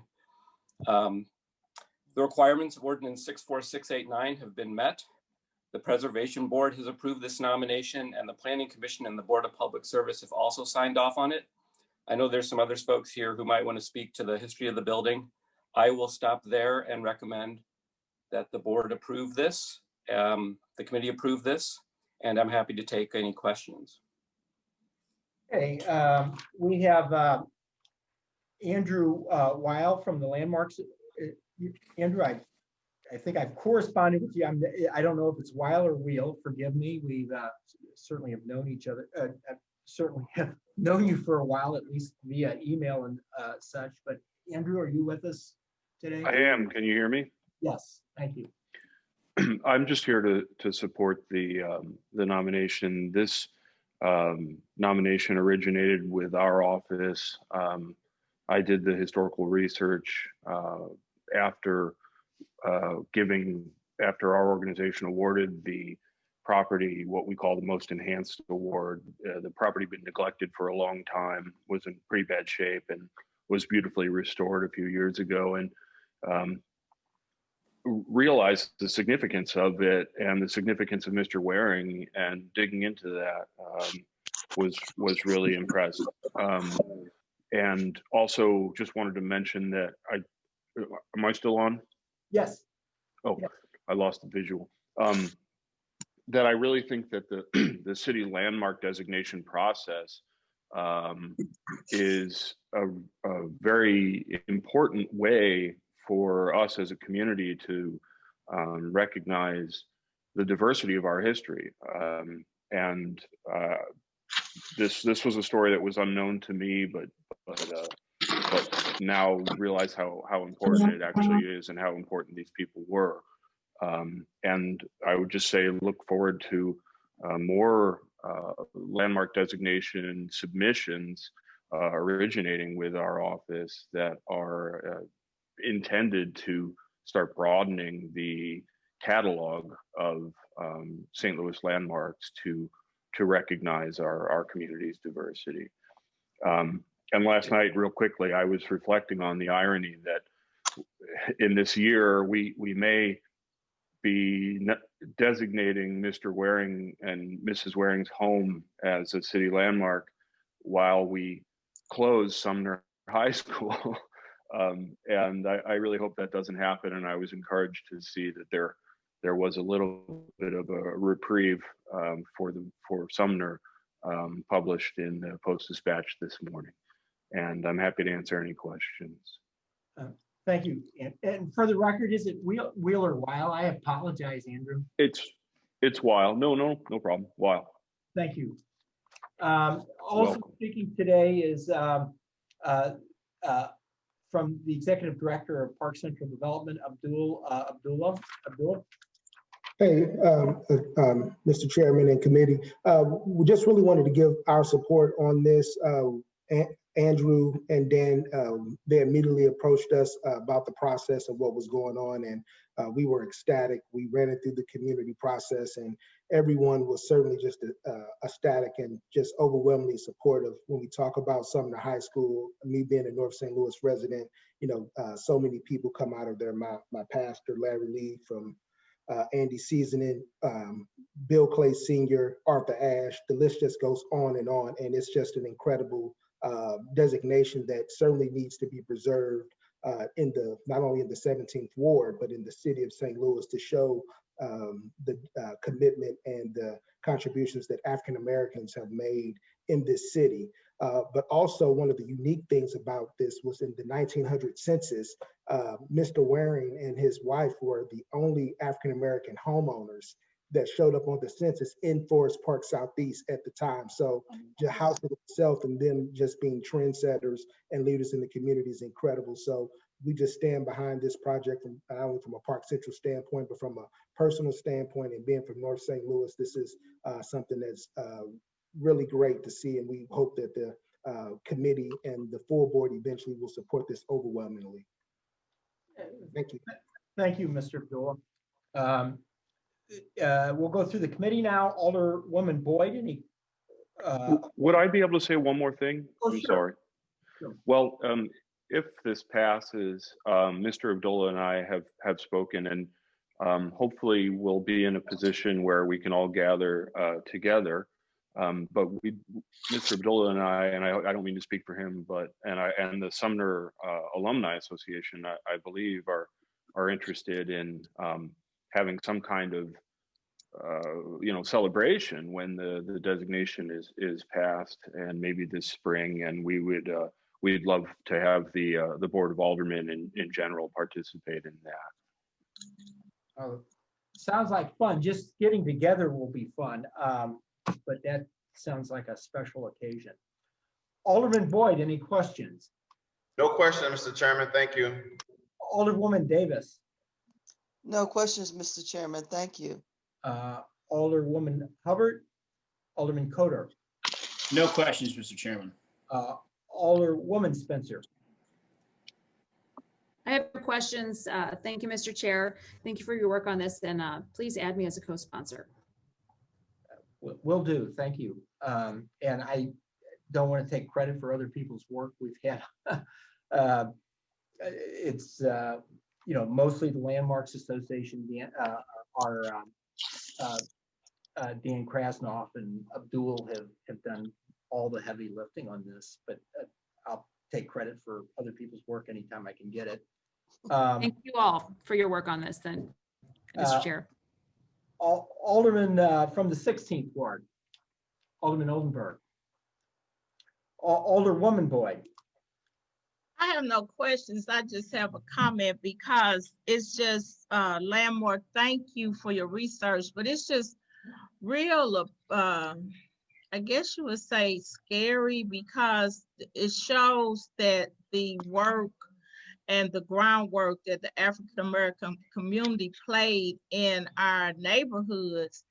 And I'm looking at where this school is looking at to be closed, and the history that it has of the people that fought to make sure that our children were educated. And so I applaud all of you all that are working to bring the history. And so we need more people to focus on the history of how African Americans have contributed to the St. Louis area, and how they were neglected in so many ways. So thank you all for what you're doing, and thank you for bringing it to the forefront. And so maybe that might help people see things a little differently in regards to historic values of our buildings in the city. Thank you. Okay. No other questions. The chair will entertain a motion for board bill number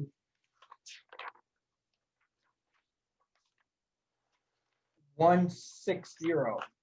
I move to adopt board bill number 160, and please add my name as a sponsor. Second. Second. Previous round. Okay, it was moved by the Alderwoman from the 19th, seconded by the Alderman from the 22nd. There was a request for the previous roll. Hearing no objections, we'll consider board bill number 160 pass out committee with the do pass recommendation. And I believe the Alderwoman from the 19th asked her name to be added as well, so that 19th and 20th then would be on that board bill. Okay, I have a chat here, and I tell you, I don't know how to do these, read these chats. Somebody sends them to me, and I don't see some of the names of who sent them to me, but at least one of them says, and I don't know who it's from, that Alderman Todd is back with us. Alderman Todd, if you're present, we'll go ahead and put you up. Yes, I am, Mr. Chairman. I'm back. And I apologize, Alderman. That was my fault to cut you loose too soon. I believe it's board bill number 195. Is that not? Board Bill 195. Can you read the caption because I'm not on my other computer with the pull-up? Least I can do, Alderman. The board bill would approve a Chapter 99 redevelopment plan and blighting study for the 5025 Delmar Boulevard redevelopment area. This project is the construction of a commercial building. The board will allow 10-year tax assurance with a 2% annual increase. Okay, this building, again, is it's on the north side of Delmar. This building will, we're asking for 10 years and it will provide jobs. Also, it will provide tax incentives. It will give the city more taxes, as well as the property value will increase. And also what's important is that this business will attract residents. And my philosophy is when the residents support something that is legitimate and peaceful, I'm all for it, and when it helps the water in the city. So this is a great business that's coming into our community. And I like to see growth. And when people see growth, it encourages other people to invest in the area. What business is that? Actually, it's Burger King. It's expanding. We already have one, but it's expanding and modernizing. So we're Alderman, this is Zach Wilson, SLDC. The board bills for tax insurance. SLDC did not support tax abatement. So we worked with the developer and John scored the project 4.75 out of 5. John can speak on the model. He did a whole model for the project. It's a tax assurance for 10 years. They will be paying more taxes than they currently do over a length of time. So John can speak further on that. Do we, I guess I was a little surprised. I thought we did the tax. Is it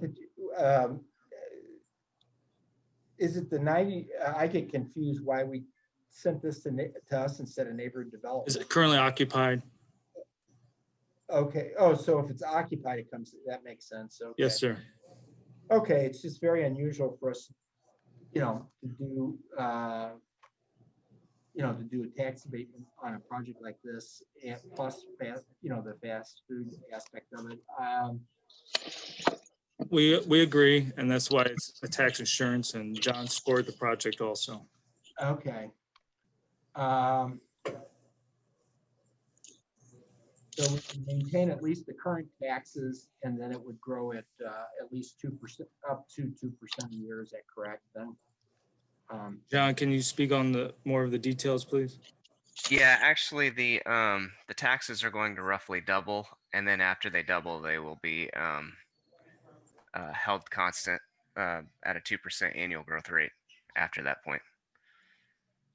Okay. Questions of the committee? John, did you feel the need to go? Do you want to? Yeah, I mean, I can share what I've got if you guys want to see it, if you don't have it in front of you. Sure, go ahead. So, again, technically the value of the incentive really is zero. We don't really think that there's the idea behind the tax assurance here is that we're essentially just saying what the projection of what the taxes should be, and then we're just giving them some certainty that that they're going to be that level. The way we came up with the estimate for what the taxes would be is we had some conversations with the assessor's office, and they gave us a spreadsheet that showed the taxes per square foot of building area for about a dozen other fast food and fast food like restaurants that have been opened in the city within the last, I want to say, 8 years. And so we took the average of those numbers on a per square foot basis, applied it to the size of this new building, and that's how we came up with the value of the taxes. And so we set the taxes equal to that amount. So basically the average of all of the fast food restaurants, new ones in the city. And then we just set the growth rate at 2% annually. So again, what that ends up doing is they're currently paying around $12,000 a year in property taxes. It'll go up to about $24,000 at stabilization, which is about 2 years or so into the project. 2 years from now, I should say, after construction and everything is done. And that'll be an increase of about $260,000 to the city over 10 years from what is being collected today. It'll be an increase to the school district of $79,000 over what's being collected today over 10 years. If you have any questions, I'm happy to try and answer them. Okay. Alderman Boyd, any questions? No questions, Mr. Chairman. Thank you. I'm sorry, let me stop, make sure we don't have any speakers on this. Board bill number.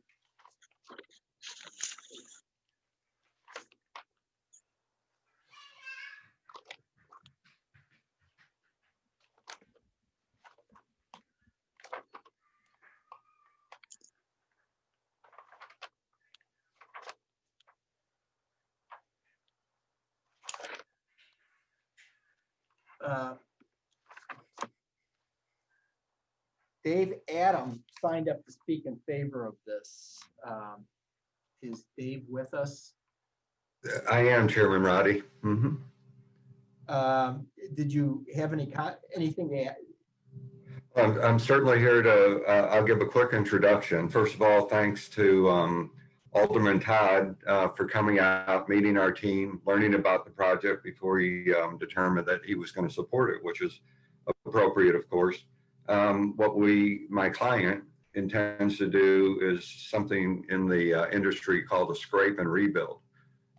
Take down the decades old property, replace it with a new prototype restaurant, which will have the indoor dining, double drive-through as opposed to how it's situated now, and also under the COVID circumstances, learning to provide safe walk-up and kiosk services.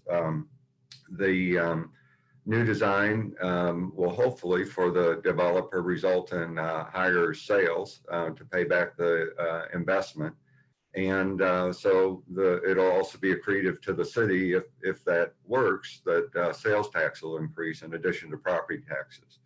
Sightline improvements for the area, modernization, protect the jobs that are there and hopefully add more jobs by virtue of the increased sales.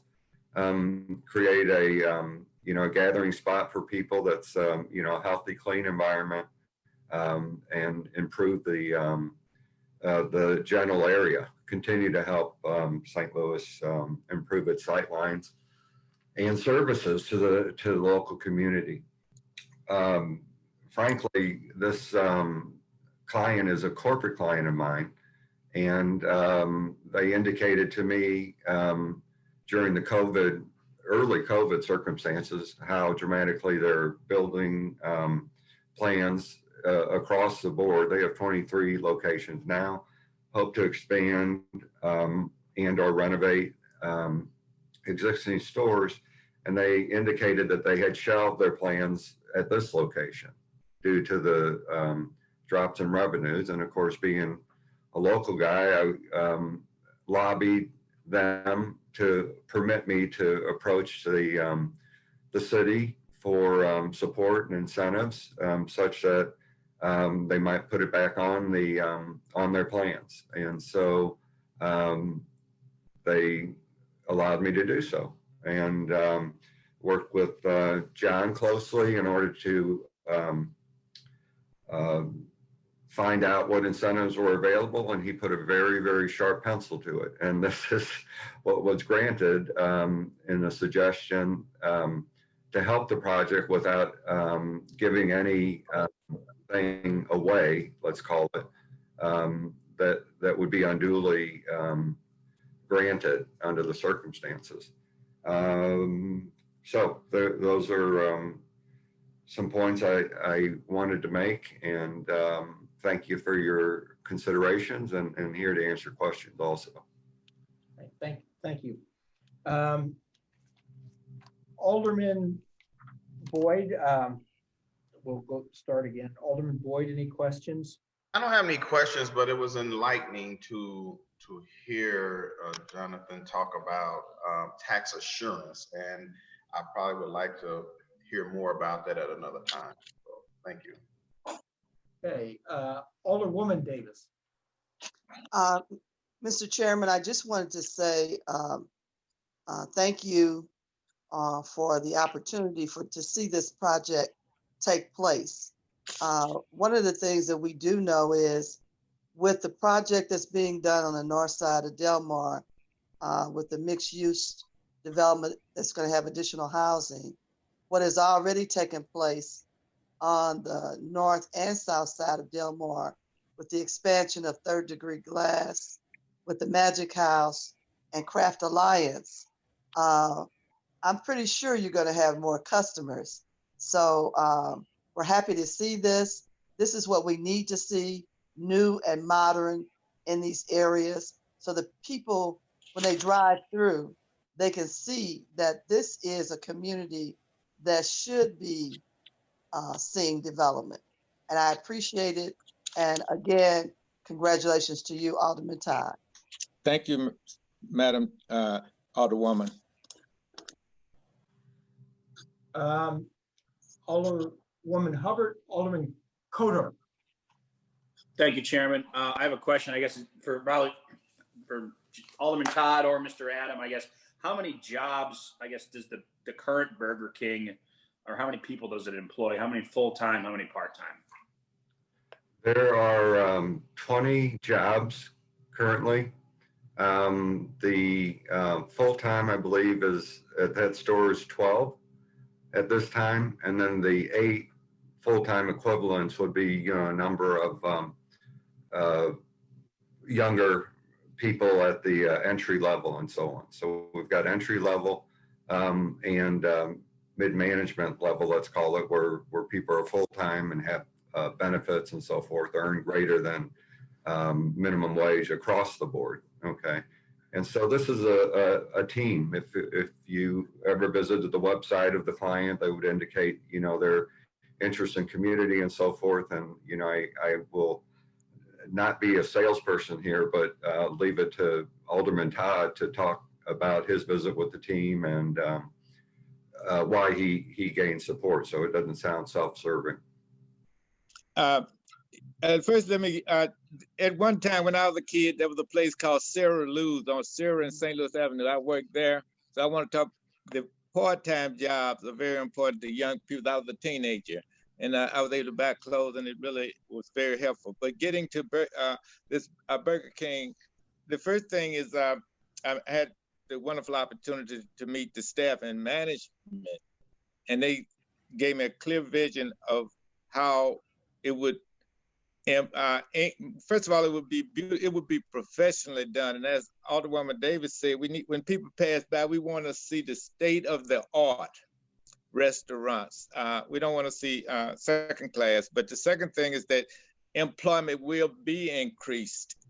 At the same time, the facility will be improved, and that will improve our environment, because in some cases, I've known people to think once things are north of Delmar, they shouldn't be look quite as good. Sometimes we expect eyesores. So this is a psychological thing, but at the same time, the material benefits are part-time jobs for sometimes adults may just need some part-time work, which I've worked secondary jobs myself, as well as young people who we need to provide some forms of employment. But at the same time, these jobs are paying above minimum wage, which is these are good jobs for adults.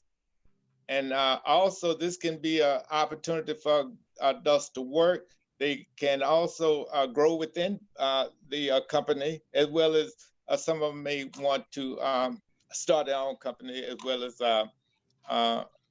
whatever else they decide to do. So this offers an opportunity for quite a few people, but even if it offered an opportunity for one person, I would be pushing it because I'm only one person. And I know when I got a job, got an opportunity, it certainly helped me to move forward in my life.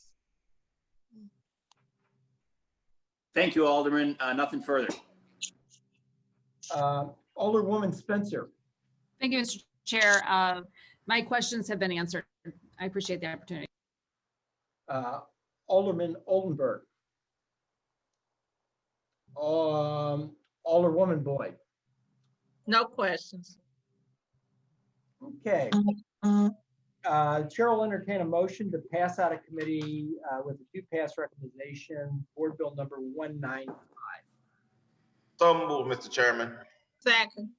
Previous roll. Moved by the Alderman from the 22nd, seconded by the Alderwoman from the 27th. There is a request for previous roll. There are no objections to previous roll. Board Bill number 195 will be passed out of committee with a do-pass recommendation. Mr. Chairman, do you need me to stay? No, we're done. Thank you, Alderman. I'm sorry to have called you back. And thank you, Mr. Chairman, and thank you, Automatic HUS Committee. I have another Zoom in the rules, so I need to go back to rules. So thank you again. Okay.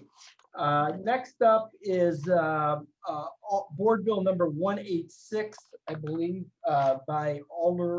sponsored by Alderwoman from the 19th. Alderwoman? Thank you, Mr. President, members of the committee. I have Board Bill 186. It's a zoning bill. I'm asking for zoning to be changed from C to G, which is multifamily, to local commercial and office.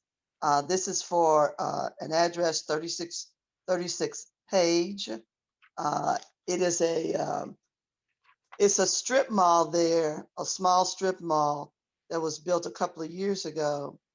And what we have there is small office spaces and or any other type of commercial that needs to be in there. And it was one of the things that was in our development plan that we wanted to be able to provide rental space that people could afford to start new businesses. And then of course they could grow and graduate out of there. So I do know that Mary Hart is available if you have any specific zoning questions on this bill. Okay.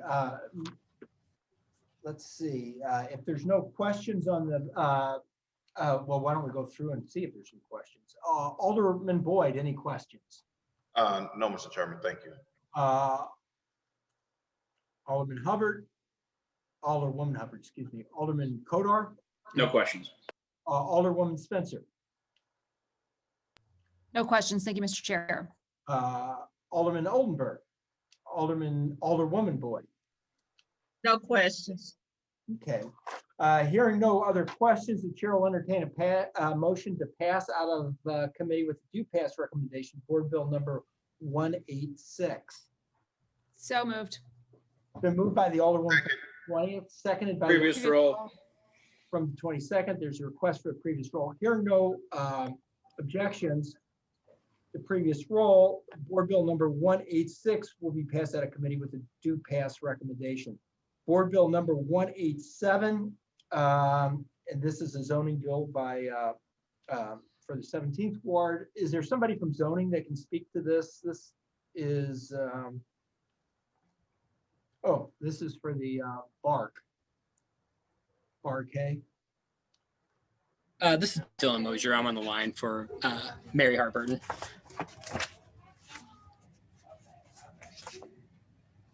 Okay. Well, actually, we have a couple speakers here. Why don't we start off with Nicole Blummer from Green Street. Nicole, are you there? I am. Can you hear me? Yes. Yeah. Okay. All right. our committee has previously taken up this project, but why don't you go ahead and remind everybody what it is, and then, well, we've taken up parts of this project, I guess, in the past. So why don't you go ahead and refresh everybody's memory and give us an update? For sure. Good morning, everyone. As you may recall, Green Street, my name is Nicole Blumner with Green Street. We've been working in this area over the past several years. We purchased the buildings at 4565 McCree and 4591 McCree, and those are the properties that are related to this rezoning request. We've been really appreciative of the city's support so far. We actually closed on our financing for 4565 McCree, which will be Barkay, as well as Green Street's offices. We'll be relocating into the city of St. Louis. We closed on that yesterday. It was $19.5 million of financing. So we're super excited to keep going on the construction on that site. We intend on the site next door to do a residential development, and that's why we need to do this rezoning, because the current zoning doesn't allow for residential. And so it's unrestricted currently, and I'm sure that the zoning staff can speak to that in more detail, but we basically are looking to rezone so that we can proceed with design and have that assurance that a redevelopment project, including residential, will be able to be done on that site. So we have completed demolition of the building there. It was a real eyesore that had been vacant, 4591, for over 10 years, probably a lot longer. We're looking to do over 250 units at this site, probably north of 200,000 square feet of construction, and probably something in the neighborhood of $65 million building.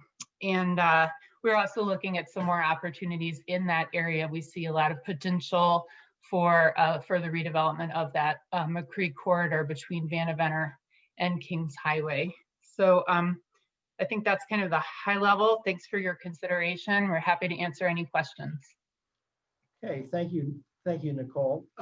Mary Hart Barton is here, or I guess Mary Hart's not, I'm sorry, but is it Dylan's here? And then Roman Cordell with planning, if there's any questions from them. Why don't we go through the committee? Alderman Boyd, do you have any questions on this project? No questions, thank you. And this is a zoning change, so it's before us. Alderwoman Davis, any questions? No questions, but welcome to the city of St. Louis. You all have done so much work in our city. You're going to save on a lot of mileage. Thank you. Thank you.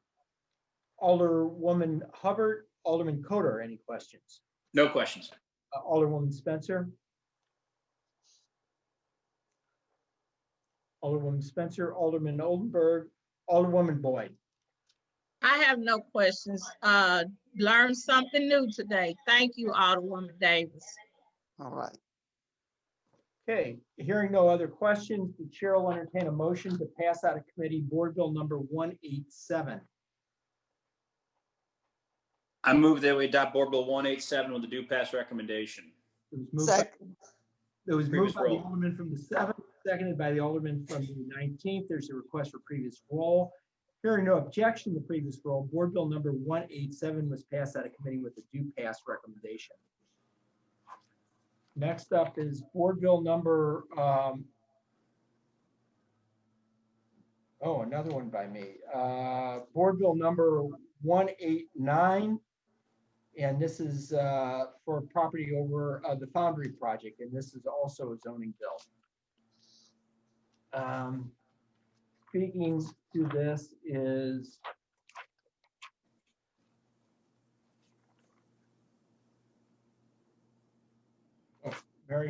how about somebody from zoning then? Dylan? Yeah, Chairman, Mary said I would present on this, if that's all right with you. Sure, proceed. Yeah, my understanding is this is phase 2 of the city foundry development plan. It is going to include residential units in their office and commercial building. It's currently zoned K industrial district and does not allow for residential uses. So the petitioner is requesting a rezoning to H area commercial to allow for that residential. Okay. Are there any questions on Board Bill number 189, Alderman Boyd. No questions, Mr. Chairman. Alderwoman Davis. No questions, Mr. Chairman. Alderwoman Hubbard, Alderman Kodar, No questions. Alderwoman Spencer, No questions, Mr. Chair. Alderman Oldenburg, Alderwoman Boyd. No questions. Hearing no further questions, the chair will entertain a motion to pass out of committee with the due pass recommendation, Board Bill number 189. So move, Mr. Chairman. Second, request previous roll. Been moved by the Alderman from the 22nd, seconded by the Alderman from the 7th. There's a request for previous roll. Hearing no objection to previous roll, the chair will, Board Bill number 189 passes out of committee with a due pass recommendation. Next up is Board Bill number 191. It's Alderwoman Hubbard's Board Bill. Mr. Chairman, Yeah. Alderwoman Hubbard did ask me to move her board bill for her or handle it for her. Very well. Did you want to speak to it, or do you want to turn it over to someone from zoning? Yeah, I'd like to have somebody from zoning speak to it, please. Thank you. Okay, Board Bill number 191. Dylan, do you want to speak to that? Yes, one moment, if you would. Looks like this is a proposal to rezone 3 parcels from K to H. The site currently consists of mostly vacant vacant large warehouse buildings and a vacant lot. There's a petitioner is proposing a $34 million renovation of the historic building. The proposed mixed-use development project would include, looks like 141 apartment units, 1,000 or a little over 11,000 square feet of commercial space, 114 parking spaces. The K district again does not allow the residential uses, so rezoning of the 3 parcels to H is being proposed for the purpose of the residential. And again, this is just a zoning bill before us today. So is there any questions on the rezoning of this property? Alderman Boyd. No, I think it's a good idea. Alderwoman Davis. No questions, thank you. Alderwoman Hubbard is absent. Alderman Kodar. Alderwoman Spencer. I have no questions. Thank you, Mr. Chair. Alderman Oldenburg. No questions. Alderman Coder says no questions. Alderman Oldenburg. Alderwoman Boyd, any questions? No questions. Okay, hearing no other questions, the chair will now entertain a motion for Board Bill number 191. Mr. Chairman, I move to pass Board Bill 191 out of committee with a due pass recommendation. Is there a second? Second. Previous roll. Okay, it was moved by the Alderman from the 22nd, seconded by the Alderwoman from the 19th. There's a request for previous roll. Hearing no objections to previous roll, Board Bill number 191 will be passed out, will be recorded as passed out of committee with a due pass recommendation. Alderman from the 7th, you are up. Board Bill number 192. Thank you, Mr. Chairman. Members of the board, we're on 192. Is that right, Chairman? That is correct. Okay, thank you. Board Bill 192 is a redevelopment agreement and tax abatement for Mansion House, a building you're probably all familiar with and have driven by many, many times. It's one of the 3 towers there on 4th Street, North 4th Street, sort of overlooking the river and the Gateway Arch. Little history. Those 3 buildings are rather old. They're 50 plus years old at this point. Mansion House, the building we're dealing with today, is a residential building. It's a market rate apartment building. Unfortunately, its occupancy is all the way down to 73% from what was in the high 90s a year or two ago. And so what we're seeking to do is tax abate it. Basically, the owners contemplating approximately a little less than $20 million worth of improvements to the building. The mechanical systems all need to be redone, which is extremely expensive. Redoing, kitchens and upgrading units, basically to get this building back to full occupancy, redoing common areas, redoing the first floor retail, which is at this point only 10% occupied. If you walk that stretch of 4th Street, you'll see there's a ton of vacancy in those retail spaces. So there's some money in there for TI for those spaces. So you'd be freezing the taxes basically for 10 years. It's a 75% abatement. So there'd be some increase. Currently, I want to say the building pays about $275,000 a year in property taxes. I believe there's a bit more when you factor in the garage, the way this thing's structured. There's an underground garage and there's a ground lease for the building. Met extensively with the owner, Lou Tallerini, representatives of the owner out of New York. He's been in town a number of times on this project. I know Jonathan's done some modeling, so I'll turn it over, if it's all right with you, Chairman, turn it over to Jonathan before we do any questions. Jonathan? Yeah, I will go ahead and share my screen again so you guys can see the report. So as Alderman Coder, mentioned, this, this project will, maintain the existing amount of tax base, and then it'll, at the 75% abatement, it'll allow some increase, capture of the increase in the property value. A lot of the improvements are, internal and to the parking structure. So, in our estimates, it's hard to determine if the property taxes are going to go up that significantly, but with the increases in the tenancy, and also there's some office space and some retail space, as was mentioned. If those are occupied, that will increase the revenue to the city. So the projection is that the city would benefit by about $1.8 million over 10 years, and about $4.4 million over 20 years. The school district would also benefit by about $950,000 over 10 years, and about $5 million over 20 years after the abatement expires. Compared to the neighborhood average, it's over the first 10 years, cumulatively speaking, it lags behind a little bit. That's largely, due to the fact that the neighborhood average is very high on a per square foot basis, given that it's in the heart of downtown. As you can see over there, the neighborhood average right now is about $3.96 a square foot. At year 5, the mansion house would be about $444, whereas the neighborhood average is projected to have increased to about $459. So the incentive value is estimated at $3.4 million. In present value, that's about 8.9% of project costs. The rate of return currently without incentives, we estimated at 8.1%. With the incentive, that would increase to 8.5%. And so overall, these numbers get a 3.5 out of 5 score. I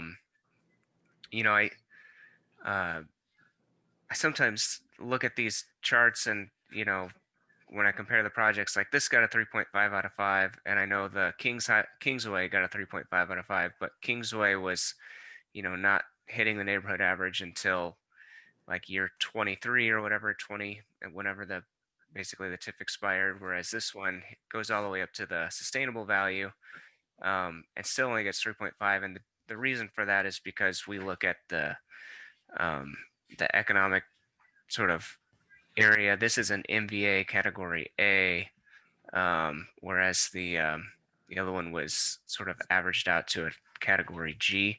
So what we do there is we sort of try and take a look at like what the probability is that, or what the expectation would be that, it'd be able to hit the targets given the sort of economic trajectory of the area around it. So anyway, I kind of wanted to preemptively address that in case it came up. So if there's any questions, I'm happy to try and answer them. Okay. We have, speaking in favor of the bill, Brian Pratt. Is that right? Brian, are you speaking on this bill? Yes, sir, Mr. Chairman. Brian Pratt, Ballas Real Estate Advisors, was retained by the ownership group to assist them with the request, in particular, working with Jonathan on the financial analysis. I think Alderman Coder's summary was comprehensive, and maybe I'll pause and just take questions from the committee as we proceed. Okay, and Councilor Sweeney, I presume you have nothing to add at this point, unless you're here. Per usual, you know me well, Mr. Chairman. I have nothing to add unless there's any questions. Thank you. All right, Alderman Boyd, do you have any questions regarding this board bill number 192? No questions. Alderwoman Davis? No, I don't have any questions. Thank you. Alderwoman Hubbard, Alderwoman Spencer? No questions. Thank you, Mr. Chair. Alderman Oldenburg? Alderwoman Boyd? No questions.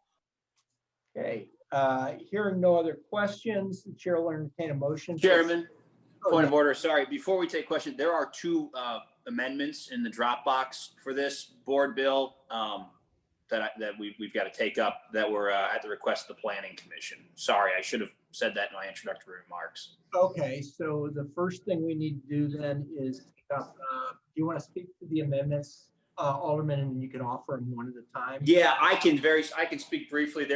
They're identical amendments. It's basically, and they're in your Dropbox on the same page. It's Amendment 1 and 2.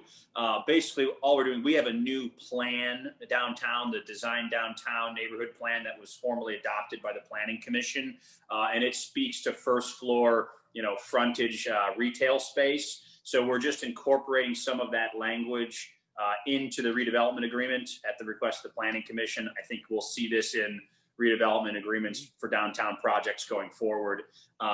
So I can read the language if you'd like for people on Zoom who are following that. It's not long, that don't have access to our Dropbox. But basically, in two sections of the redevelopment agreement, we'd be adding the following.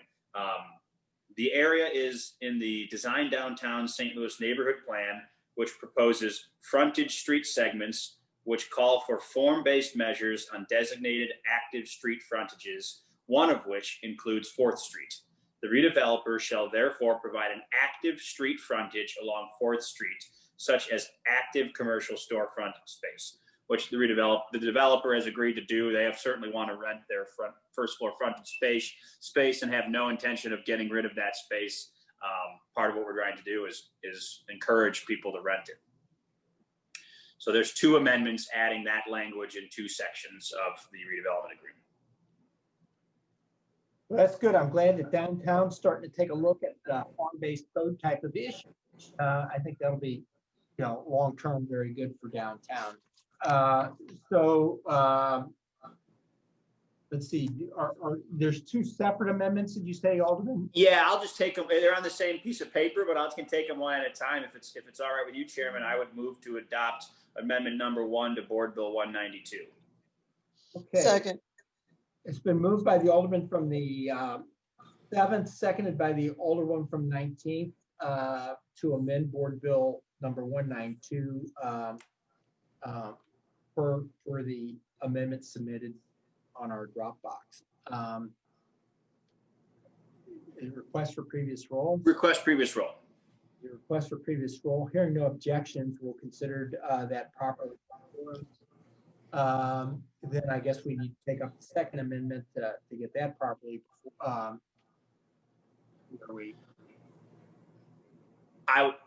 think we can just move. I would move to amend. To amend the bill, I guess, and then yeah. That's I right. would move to amend Board Bill, I move to adopt amendment number 2 to Board Bill 192. Second, Previous roll. It's been moved and seconded. Is there a request for previous roll? Previous roll. Request for previous roll was moved by the Alderman from the second, seconded by the Alderwoman from the 19th. So we've now amended the bill for the second time. Now we have properly before us Board Bill number 192 as amended. move for adoption of Board Bill 192, the do pass recommendation as amended. Second. Previous roll. Been moved by this Alderwoman from the 19th, seconded by the Alderwoman from the 27th. There is a request for previous roll. Hearing no objection.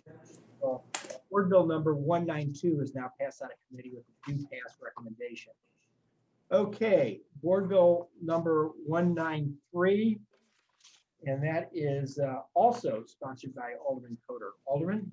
Thank you, Mr. Chairman, members of the committee. And I will, before I even get into my remarks, I'll go ahead and say that there are actually 4 amendments also requested by the Planning Commission to this board bill that I'll talk about in a second. But first, in there, similar, just sort of basic stuff that the Planning Commission wanted, consistent with the Design Downtown Plan. But I'm excited about this project. Board Bill 193 is proposing, it's a project by Opus, and I know we have a number of individuals from Opus on the line available to answer questions, and I do think they would like to probably show a couple renderings. I'll defer to them in a second.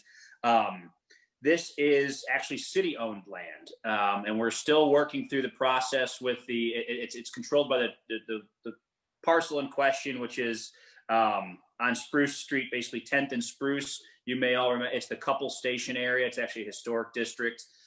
There was a couples building there that was demolished, I don't know, a few years back before I was alderman.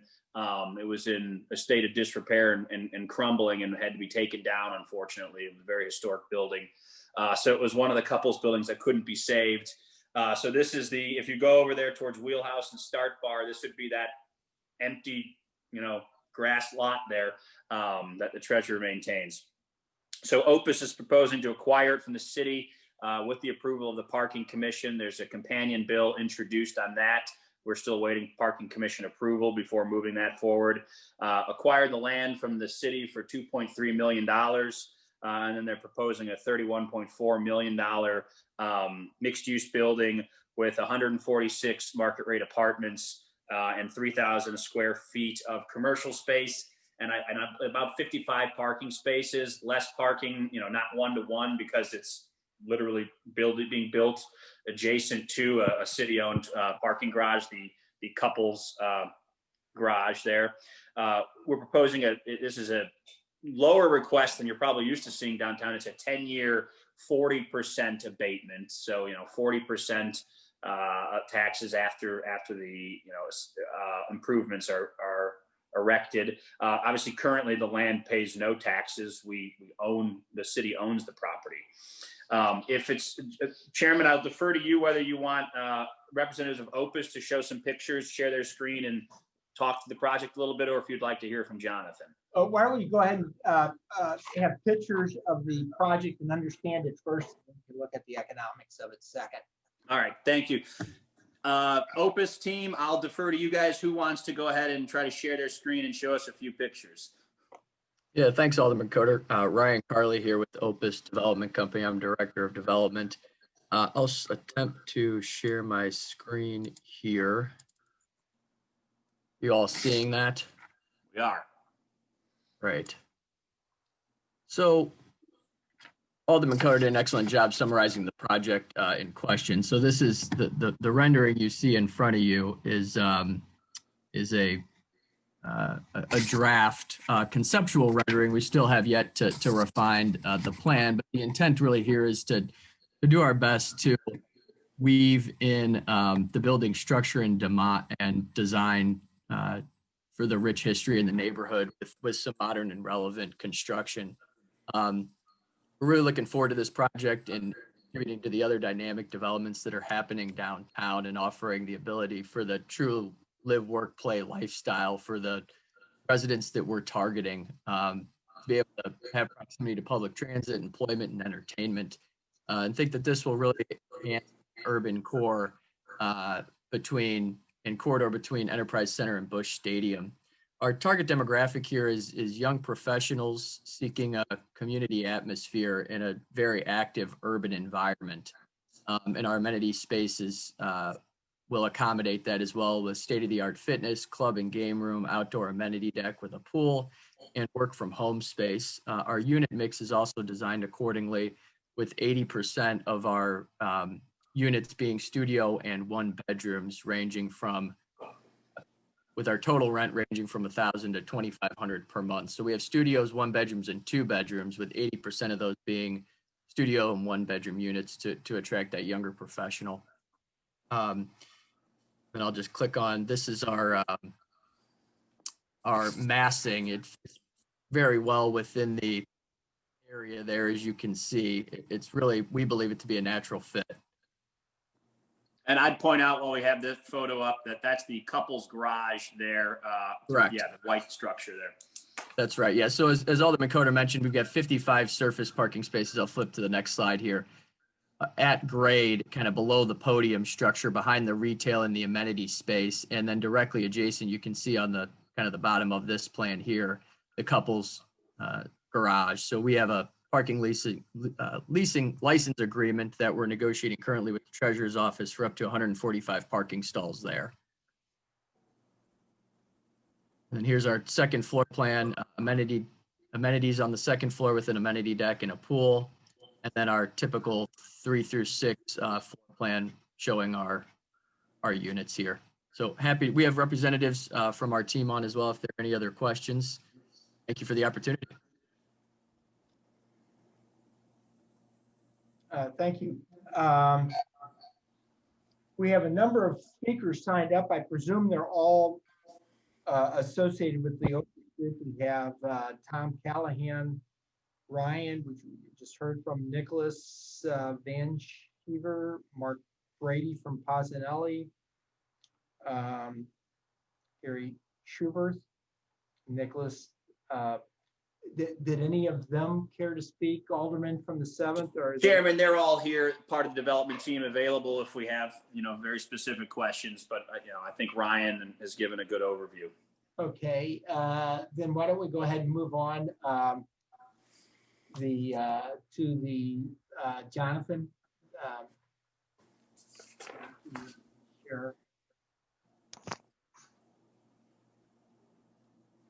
Okay, so hopefully all can see my screen for the Project Cardinal analysis.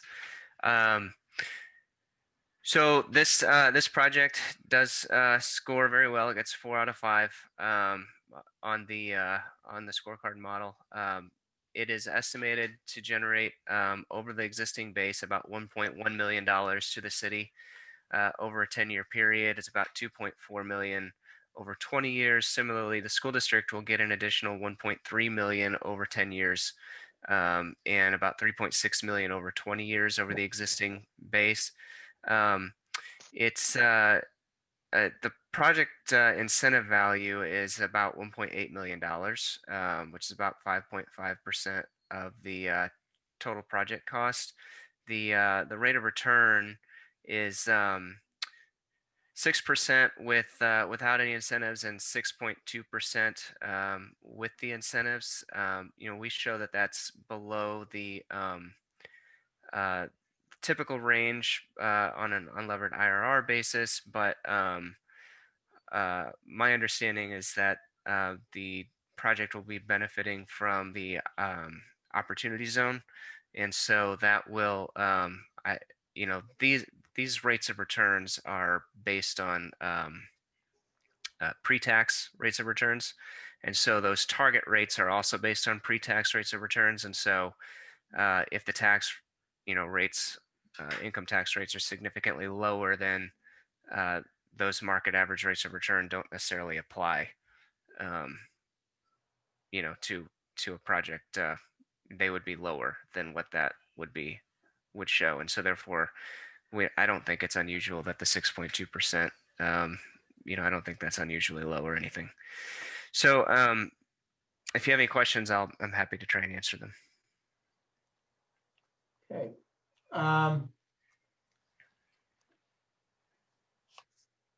Alderman Boyd, do you have any questions? No questions, Mr. Chairman. Alderwoman Davis. Thank you, Mr. Chairman. It's good to see this project finally moving forward. I know that we went through a couple of developers and the actual delay from just trying to figure it out has been at least 8 years. So I'm very pleased, and that's it for me, sir. Thank you. Okay, Alderwoman Hubbard, Alderwoman Spencer, any questions? My questions were answered, Mr. Chair. Thank you. Alderman Oldenburg, Alderwoman Boyd, any questions? No questions, Mr. Chair. Okay, hearing no other questions, the chair will entertain a motion for Board Bill 193. Point of order, Chairman. Yeah. Unfortunately, I've got 4 amendments. The Planning Commission's making me work hard this week. Okay, my apologies. I get ahead of myself. That's all right. I will. Let me just interrupt. I'm getting private messages from people asking me about the length of the meeting, and I want to apologize. I don't know who these are from, but they were asking about having to. Do you think we'll be past 1? And no, I don't think we'll be past 1. I would hope that we're not. Mr. Chair, that was me. I was inquiring about that because of my bills pending and was hoping to reshift order, but we are proceeding as planned, and I have accommodated accordingly. Okay, I apologize, Alderwoman. I got these messages and I can't figure out who they're from. So, and I don't know. I guess I need to take more lessons on these or something, but my apologies. Okay, Alderman, why don't you go ahead and make your first motion on your amendment? Sure. Yeah. So as I said, we've got 4 amendments here. They're all fairly short, and they're all from the recommendations from the Planning Commission, all really having to do with setbacks and mainly things in the new design downtown plan. So amendment number 1, and these are in your Dropbox. They're all on one page. Amendment number 1 would amend attachment B, page 3, section B7 by adding the following language. The redeveloper shall provide an active street frontage and provide no more than a 5-foot setback with no more than 1 curb cut on each side of the development facing Spruce Street as recommended by the Design Downtown STL neighborhood plan, which proposes form-based measures, including regulation of curb cuts and urban setbacks. I don't envision any issues with that being adopted by the developer, and frankly would support the amendment. So I would move to adopt amendment number 1 to Board Bill 193. Second. Previous. Been moved, seconded, and request for previous roll. Amendment number 1 has been adopted. Alderman, you want to go ahead with number 2? Thank you. Amendment number 2 would amend attachment B, page 3, section 8 or B8A, and the language is the exact same as the language I just read. So I would move to adopt amendment number 2 to Board Bill 193. Second. It's been moved by the Alderman from the seconded by previous. Alderman from the 22nd. There's request for previous roll. Hearing no objection, we've adopted amendment number 2 for the Board Bill. Thank you, Chairman. Amendment number 3 is brief. It would amend attachment B, page 4, section B8A by adding the following. The area is located in the Couple Station Local Landmark District and National Registered District, which is intended to preserve the historic character of the area, and it is the developer's responsibility to adhere to the Cultural Resource Office review standards. That's a text of it. I know the developer is working with the city and Crow on a final design that will be consistent with the other the existing Couple Station buildings in that area. With that, if there's no questions, I'd move to adopt amendment number 3 to Board Bill 193. Second.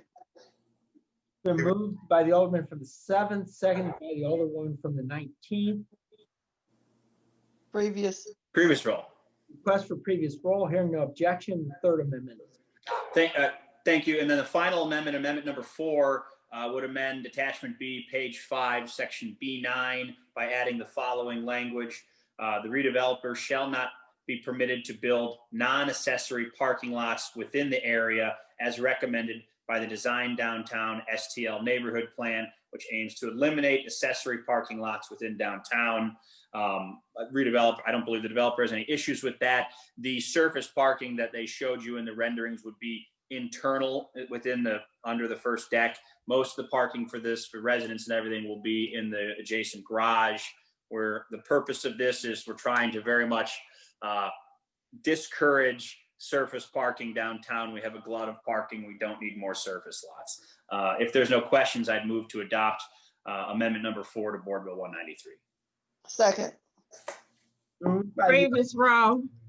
Moved by the Alderman from the 7th, seconded by the Alderwoman from 19th. The request for previous roll. Hearing no objections to previous roll, we've adopted amendment number 4. Now that the bill is properly before us, the chair will entertain a motion to pass out of committee Board Bill 193 as amended.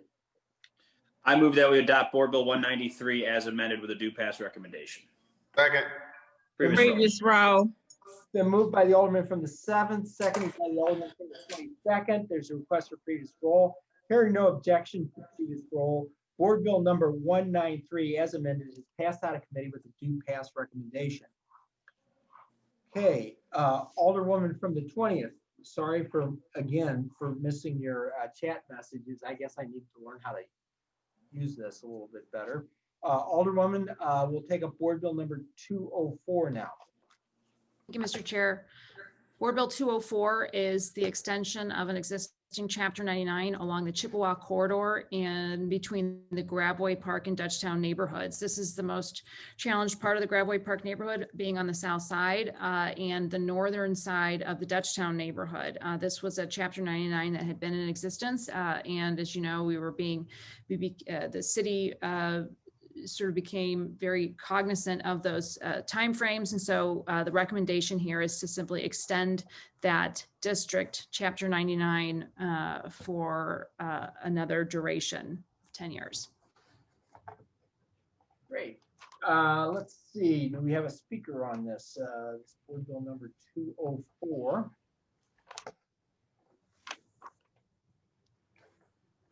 We have no speakers signed on this. This was prepared by Zach Wilson and the folks over at SLDC. Okay.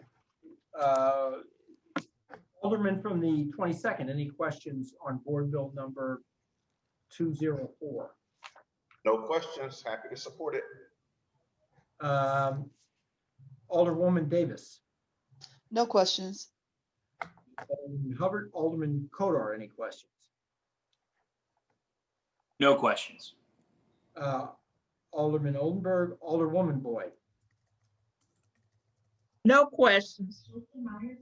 Okay, hearing no other questions, the chair will entertain a motion that we pass out of committee Board Bill number 204 with a due pass recommendation.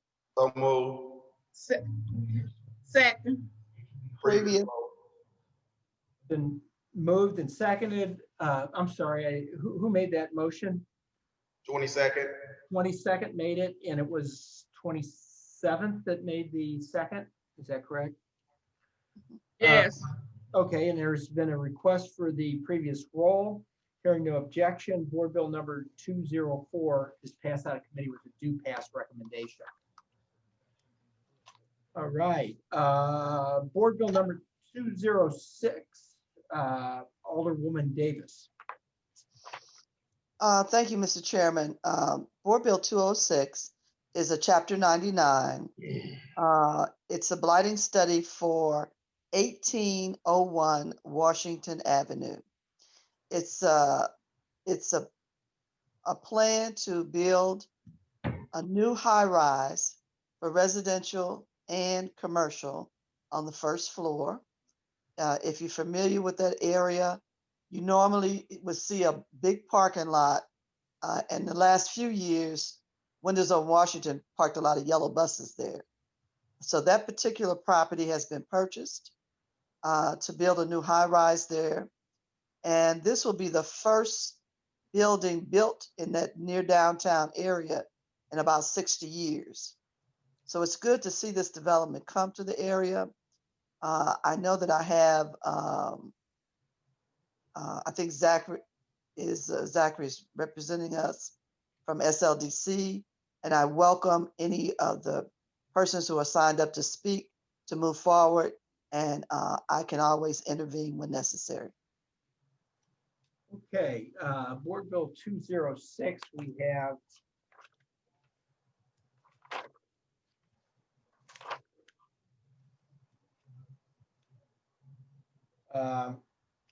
Robert Preston and Bryant King, who I presume are part of the development team. Do they have some pretty pictures or anything, description of the project?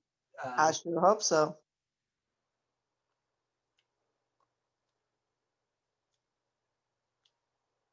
Is there a way to share? I'd like them to give us an overview of the project first, and then we'll bring on Jonathan. Thank you, Chairperson. This is Brian King. Can you hear me okay? Yes. All right. Rob Preston is going to do a screen share for me, I believe, and we'll walk you through the project real quick.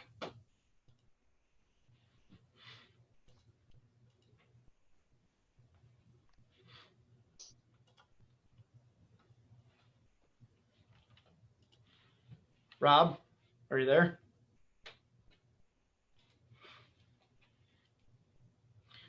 Well, maybe I'm going to do a screen share for you. Give me 1 second here.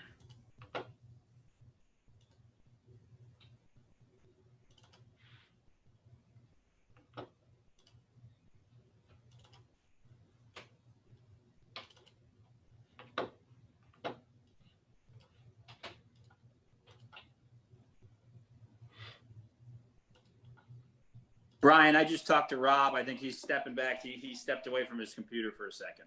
Oh, okay. Are you guys able to see what we've got here? Yes. The plan is for a 184 unit infill construction project, and it's technically mid-rise. We're going to stay below the 75-foot mark to stay out of high-rise territory. I'm sorry, I think something happened to your screen. We had images of the project at first, and then now it looks like our agenda for today's meeting or something is on there. Oh, I see what happened.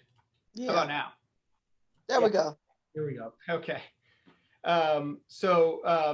This is 184 units with about 7,300 square feet of ground floor commercial space.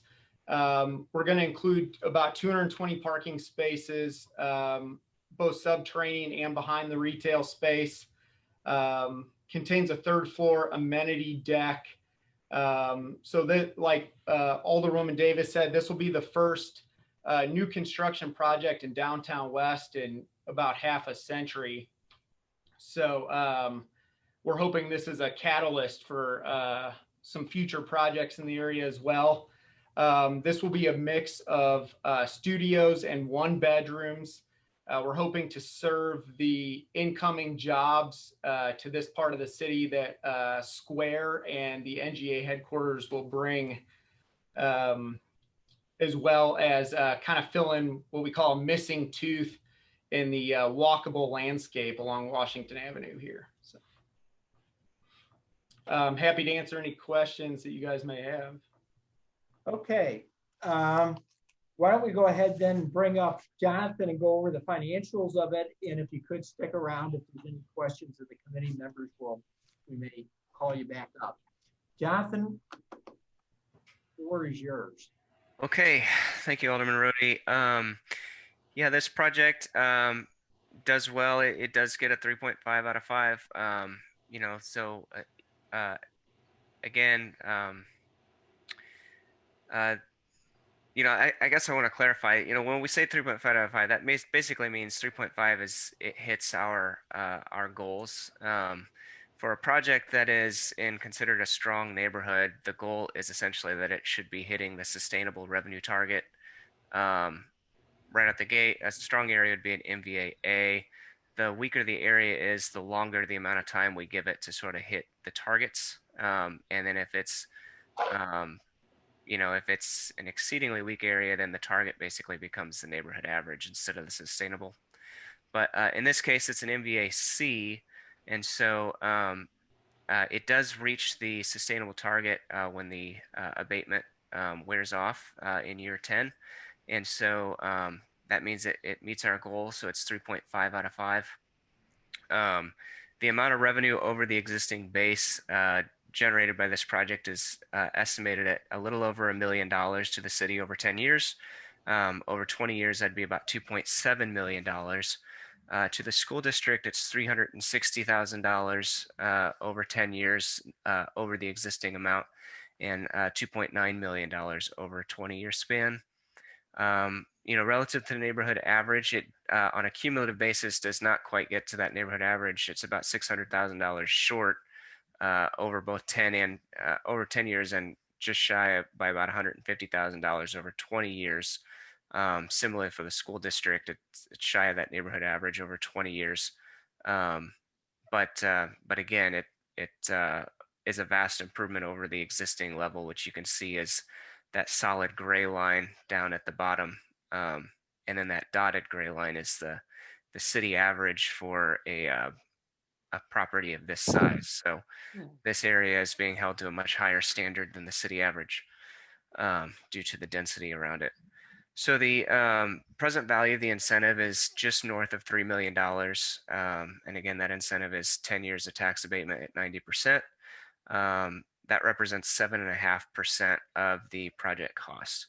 The rate of return to the developer is 5.1% with no incentives, and about 5.8 with the incentives, which, again, is lower than what we show in our market range. I'm not 100% sure. I think this project is going to try and take advantage of the opportunity zone as well as the previous one we discussed. But if you have any questions, I'm happy to try and answer them. Okay.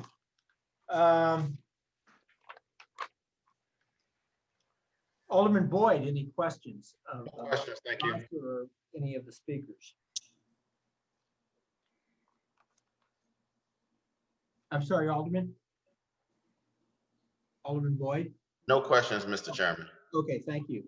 Alderwoman Davis? Well, I don't have any questions right now. Oh, gosh, I'm sorry, Alderman. That's okay. Ask here. Alderman Hubbard, Alderman Coder, any questions? No questions, Mr. Chairman. I would note I have to abstain on voting on this project. My firm's involved representing the developer. That's it. So I'll preemptively object to previous role. Okay. Alderwoman Spencer. I have no questions. Thank you, Mr. Alderman Oldenburg, Alderwoman Boyd. No questions, Mr. Chair. Okay. Hearing no other questions, the chair will entertain a motion. Mr. Chairman, did I have an amendment on this? I read so many things today. Wait a minute. No. Okay. Let's I'll move that we adopt board bill number 206 with a due pass recommendation. Okay. Second. Been moved by the Alderwoman from the 19th, seconded by the Alderman from the 22nd. Point of order. Sorry, I know I'm abstaining, but there are a number of amendments in I thought it was. Yeah. And I was waiting for, what's his name? I was waiting for Zach. That's what I'm trying to do. I'm burning out. I don't know about anybody else. There should be a list of 4 of them, I believe.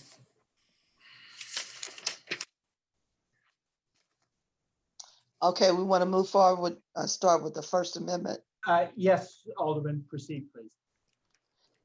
Zach, can you follow these amendments for me? Give me 1 second. Let me get my handout here, Alderwoman.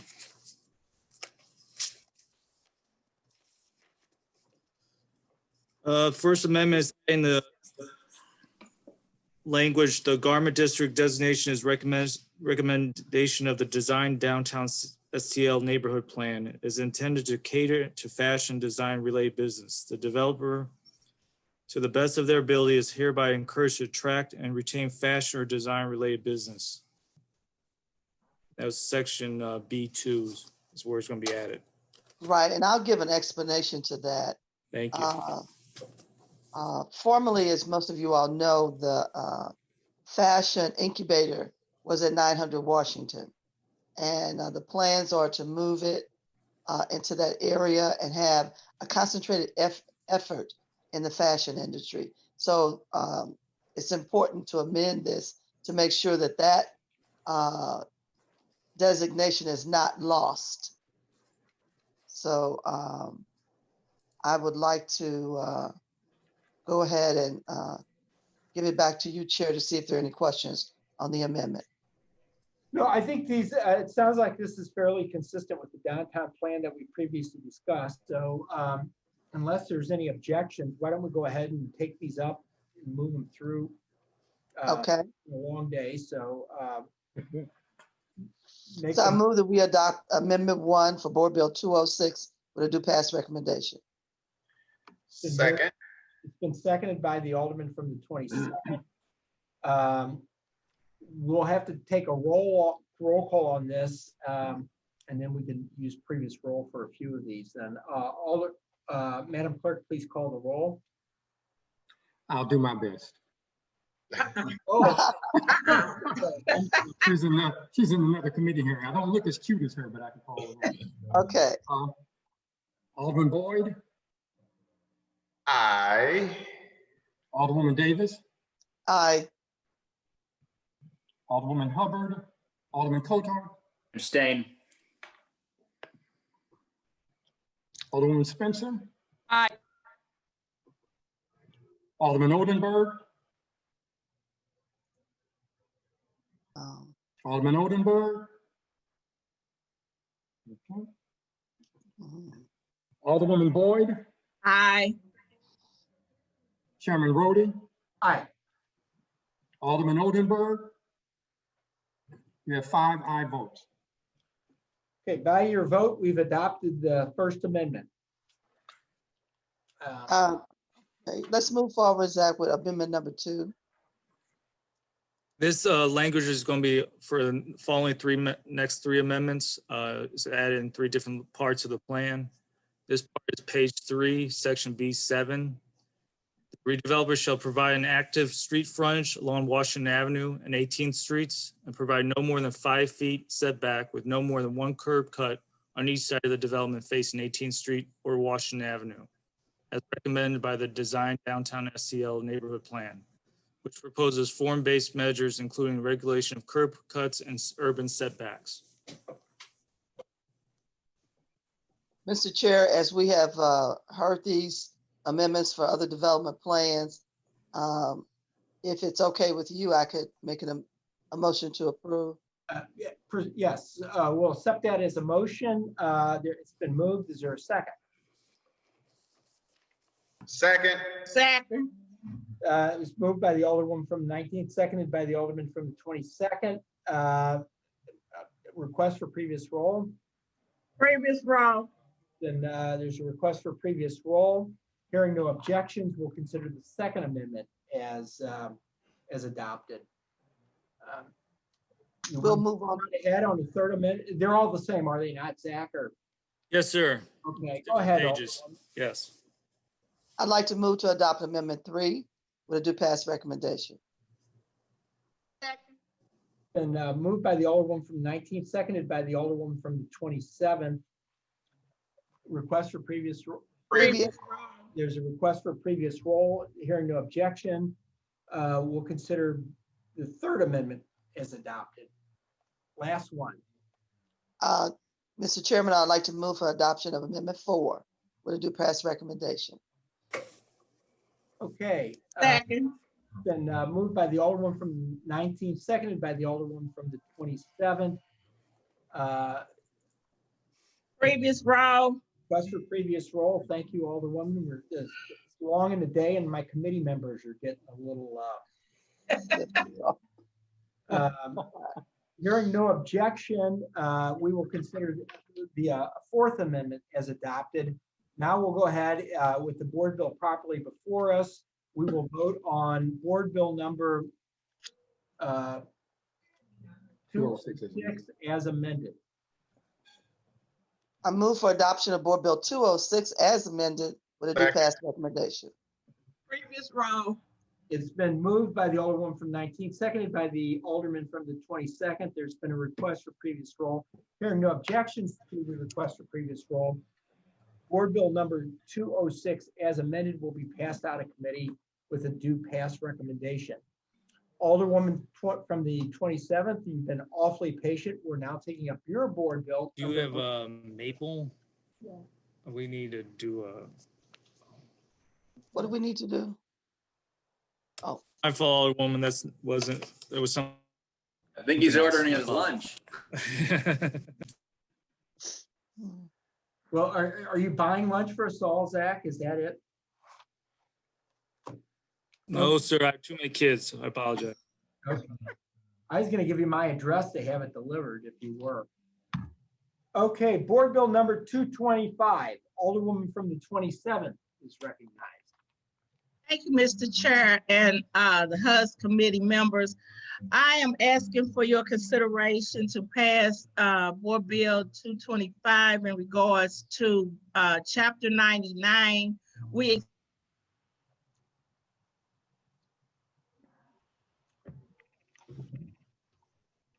Alderwoman, we can't hear you. You got muted, I believe, Alderwoman. Can you hear me now? We hear you now. Okay. All right. Okay. And so I'm asking for your considerate recommendation, consider support for this bill because we are doing Chapter 99 bill, and I don't have it in front on my screen.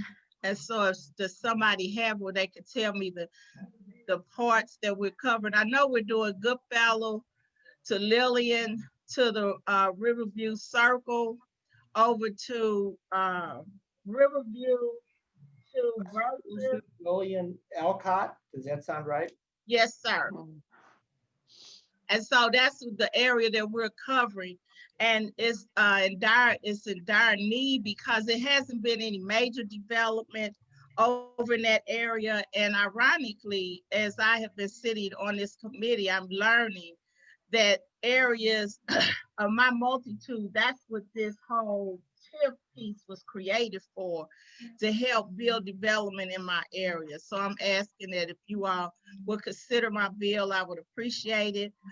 We have somebody from SLDC and they can speak on it also. Okay, board bill number 225, we have signed up speakers of, well, actually we have no one who signed up for it, but we do have representatives of SLDC here if there's questions of the committee. Why don't we go ahead and jump right into it. Alderman from the 22nd, do you have any questions regarding this redevelopment area? I do not. Congratulations to Alderman on the 27th. You know, some tough neighborhoods over in our community, and providing a mixed bag of incentives like this certainly primes the pump. This is how we should truly use redevelopment tools. So congratulations. And I want to be a co-sponsor. Thank you. Right. Alderwoman Davis. Thank you, Mr. Chairman. I wanted to make sure that everyone appreciates the fact that we do have development tools. And I want to thank Jonathan for explaining how the dollar amounts will continue to go to the school district and a certain percentage of the TIF based on whether we're giving 40%, 50, or 90. And it's for a period of time. And what we're doing is investing in our city and also investing in our school district with all this new development, which means their budget will be stronger as the years go forward. And that could even more stabilize the school district. I also wanted to compliment the Alderwoman from the 27th Ward, because I tell you something, she's been so busy learning and pulling us all in. I definitely want to be a co-sponsor. Thank you. Alderwoman Hubbard, Alderman Kodar, any questions? No questions, Mr. Chair. Happy to support, and I'll preemptively object to previous roll so I can vote on this. All right. Alderwoman Spencer, any questions? Alderman Oldenburg, any questions? Okay, hearing no other questions, Chair will entertain a motion for this board bill. What's the number? The board bill number is 5. It's a resolution 100 North Broadway. Well, Well, 225. Oh, No. my fault. I'm on Zach, where are you at? I'm on autopilot. I apologize. I'm trying to get out of here, so I apologize. Would the Alderman from the 27th like to make a motion? Alderman, why don't you go ahead and make a motion, Alderman? I'd like to make a motion for the HUS to please consider my bill for 225 for approval. Did I do that right? I think we'll take that as a Second. Okay, that's a motion. It's moved by the That's what they do pass recommendation. With a due pass recommendation. Yes, sir, Mr. Clerk. Okay, it's been moved by the Alderwoman from the 27th, seconded by the Alderman from the 22nd. There's been an objection to the previous roll. Mr. Clerk, please call the roll. Alderman Boyd, Absolutely, aye. Alderwoman Davis, Aye. Alderwoman Hubbard, Alderman Kotar, Aye. Alderwoman Spencer, Alderman Oldenburg, Alderwoman Pam Boyd, Aye. Chairman Roddy, Aye. Alderman Hubbard, Alderwoman Spencer, Alderman Oldenburg. You have 5 aye votes. By your vote, you've passed out of committee board bill number 225 with the due pass recommendation. And I too want to congratulate the Alderman from the 27th. She has been a tenacious student of this, and I know that she enjoyed her relationship with our former financial analyst, Gerard, who would give me frequently reports on his work with Alderwoman Boyd. So I know that she has certainly put her time in, and we wish you the best on this and hope something great comes of it. Thank you. All right.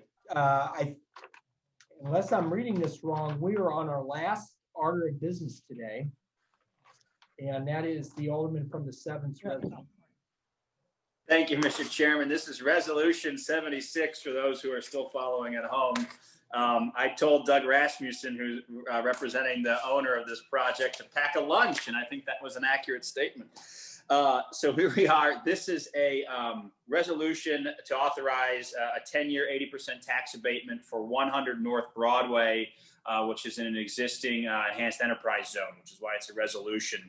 I'll be brief. I'm excited about this, and this project made some very good headlines for the city. This building was purchased by Larson Capital Management, which is a private equity fund that does primarily real estate development. They did it through actually an opportunity zone fund of theirs, which was part of the reason I fought a few years back when one of the good things in the Trump tax cuts, one of the only good things I would say, was the creation of opportunity zones, which I think are could be a great boon for the city. Larson Capital Management's purchased 100 North Broadway. You know, everyone downtown calls the buildings by their own old names. I don't remember what was the big bank that used to be headquartered here long before my time. But this building was in very bad shape. It was in receivership actually until Larson purchased it. Vacancy, it's 55% vacant. Currently, it's a big building too. It's 500,000 square feet. It's 23 stories. So Larson's actually moving their headquarters from Chesterfield to downtown St. Louis. Phase 1 of that will be moving 60 of their employees in the third quarter this year. And the second phase, sometime next year, they'll be moving about another 60 or so for 120 plus of their people. And then what they're seeking to do is stabilize and get this building leased up. They're proposing, they purchased the building for about $19 million and are proposing an additional $16.5 million in rehabs to the building to get it up to standard and to get it leased. This is obviously an abatement on an existing building that already generates, despite its low occupancy, it generates fairly considerable taxes. I mean, this building's paying roughly $725,000 annually in property taxes, and will continue to do so.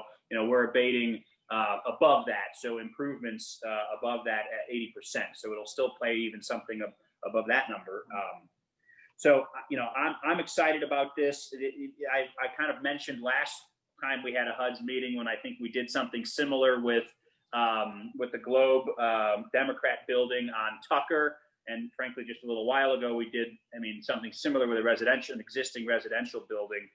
Given this sort of market downturn downtown and the competition in Clayton and elsewhere, some of these older high-rise buildings,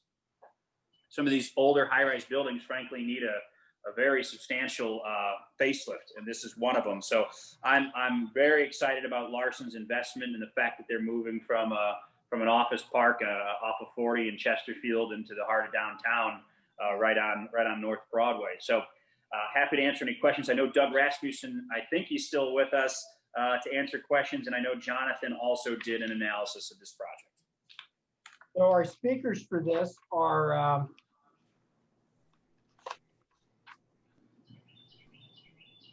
Doug Rasmussen and Allison Gray. I didn't know. I presume they're with the development.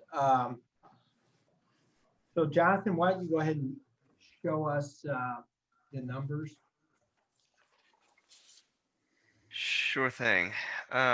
So I'm gonna point something out here. I'm gonna take the fault for this, but the numbers that were in the packet are slightly different than the final numbers that I had done. They're not significantly different, particularly not in the first 10 years. The two main things that you'll notice is that the long-term growth of the jobs was scaled down slightly.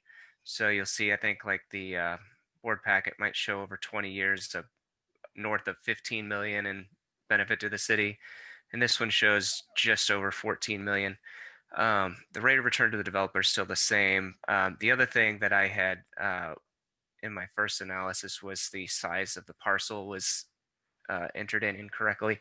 So you'll see that the project tax revenue per square foot of land area in the board packet said something like $33 a square foot in year 5, and this one says $20.65 per square foot in year 5. Overall, the score is still the same. It's still 4.75, I believe, out of 5. As Alderman Coder mentioned, this project, this property, I should say, already generates a significant amount of revenue. As you can see, the neighborhood average, this is pretty much the highest average area in the city. Neighborhood average is about 722 at stabilization, or 836 5 years out projected from now. You see on the graph, that solid gray line, it's just below the neighborhood average there. That's the base level. You can see that with this project, it jumps above both the neighborhood and the sustainable average from basically year 1. So this performs very, very well for the city. The total revenue to the city over 10 years is $6 million. That's over the existing base, and $14 million over 20 years. The school district over the existing base. Now, again, the base is pretty high for the school district here, but it's $17,000 over 10 years and about an additional $4.8 million over 20 years. Again, versus the neighborhood average, it performs significantly better at $5.4 million over 10 years and $13.9 million over 20. For the school district, and it's $15,000 over 10 years, but almost $4.8 million over 20 years. The present value of the tax abatement is estimated at $2.7 million. That is a 7.3% of the project cost. The rate of return without any incentives is estimated at 8.4% and goes up to 9%, which is inside of the range, the normal market range. So I'm happy to try and answer any questions. Okay. Alderman Boyd, any questions? No questions, Mr. Chairman. Alderwoman Davis, any questions? No questions, thank you. Alderwoman Hubbard, Alderwoman Spencer, Alderman Oldenburg, Alderwoman Boyd.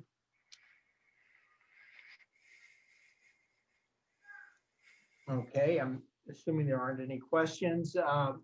Sponsor, you care to make a motion? Yes, I move that we adopt Resolution 76 with a due pass recommendation and request previous. Oh, sorry. Second. Request previous roll. Moved by the Alderman from the 7th, seconded by the Alderwoman from the 19th. There's a request for previous roll. Hearing no objections to previous roll, we'll consider resolution number 76 pass out of committee with a due pass recommendation. And unless I've made an error, I believe we are done for the day. We come back next Wednesday, do it all over again. I think it's going to be a much shorter agenda, although we do have a presentation from SLDC on some of the reorganization they have planned. So, Mr. Chairman, there was some documents created for us maybe a couple of years ago that showed the number of affordable housing units in each ward, and also showing, I think in 5-year increments, the production of projects that had TIFs, if I'm not mistaken. But we wanted to give some true analysis to how much money has been generated through projects over the last 20 years that truly improves the outcome for the school district. And so if we could get something developed for us and send it to all of the alderpersons, I think that that's critical, because a lot of people really don't understand how it works and how we are stabilizing the school district with the development that is being done. And just today, based on these projects, the future looks great. And I just wanted to also say that what we had today as a preview, we are doing better, and every segment of the city saw a development. And when you look at Bevo, people think everything is great, but it's not. And so when Alderwoman Murphy, Alderwoman Howard, and Alderman Cohn now having a Chapter 99 in place for new development, what is going on in the 4th, the 3rd, the 22nd, the 27th, the 19th, all of these wards, the 5th, it is actually improving the base for the public school district's future, which means it's been in existence over 175 years. It will be in existence. It's the only stabilized entity to provide public education, because you cannot count on charter schools that open and close in 2 to 3 years. Thank you, Mr. Chairman. Thank you, Alderwoman. I believe the report you're talking about was one that showed the amount of growth coming as tax abatement TIF rolled off. I actually had made a request of, let's see, who did I do? Oh, the collector of, I guess that would be, okay. I had made a request from the assessor's office, but I guess I should probably check back with him. And it was slightly different than I think what you're asking for, but I'll see if we can do something like that. That was, is that what you're talking about, all wanting a report that showed the projects rolling off tax abatement and how they were, the taxes, the revenue was going? Right, because I think it also showed how much was being received during that TIF period and or tax abatement period.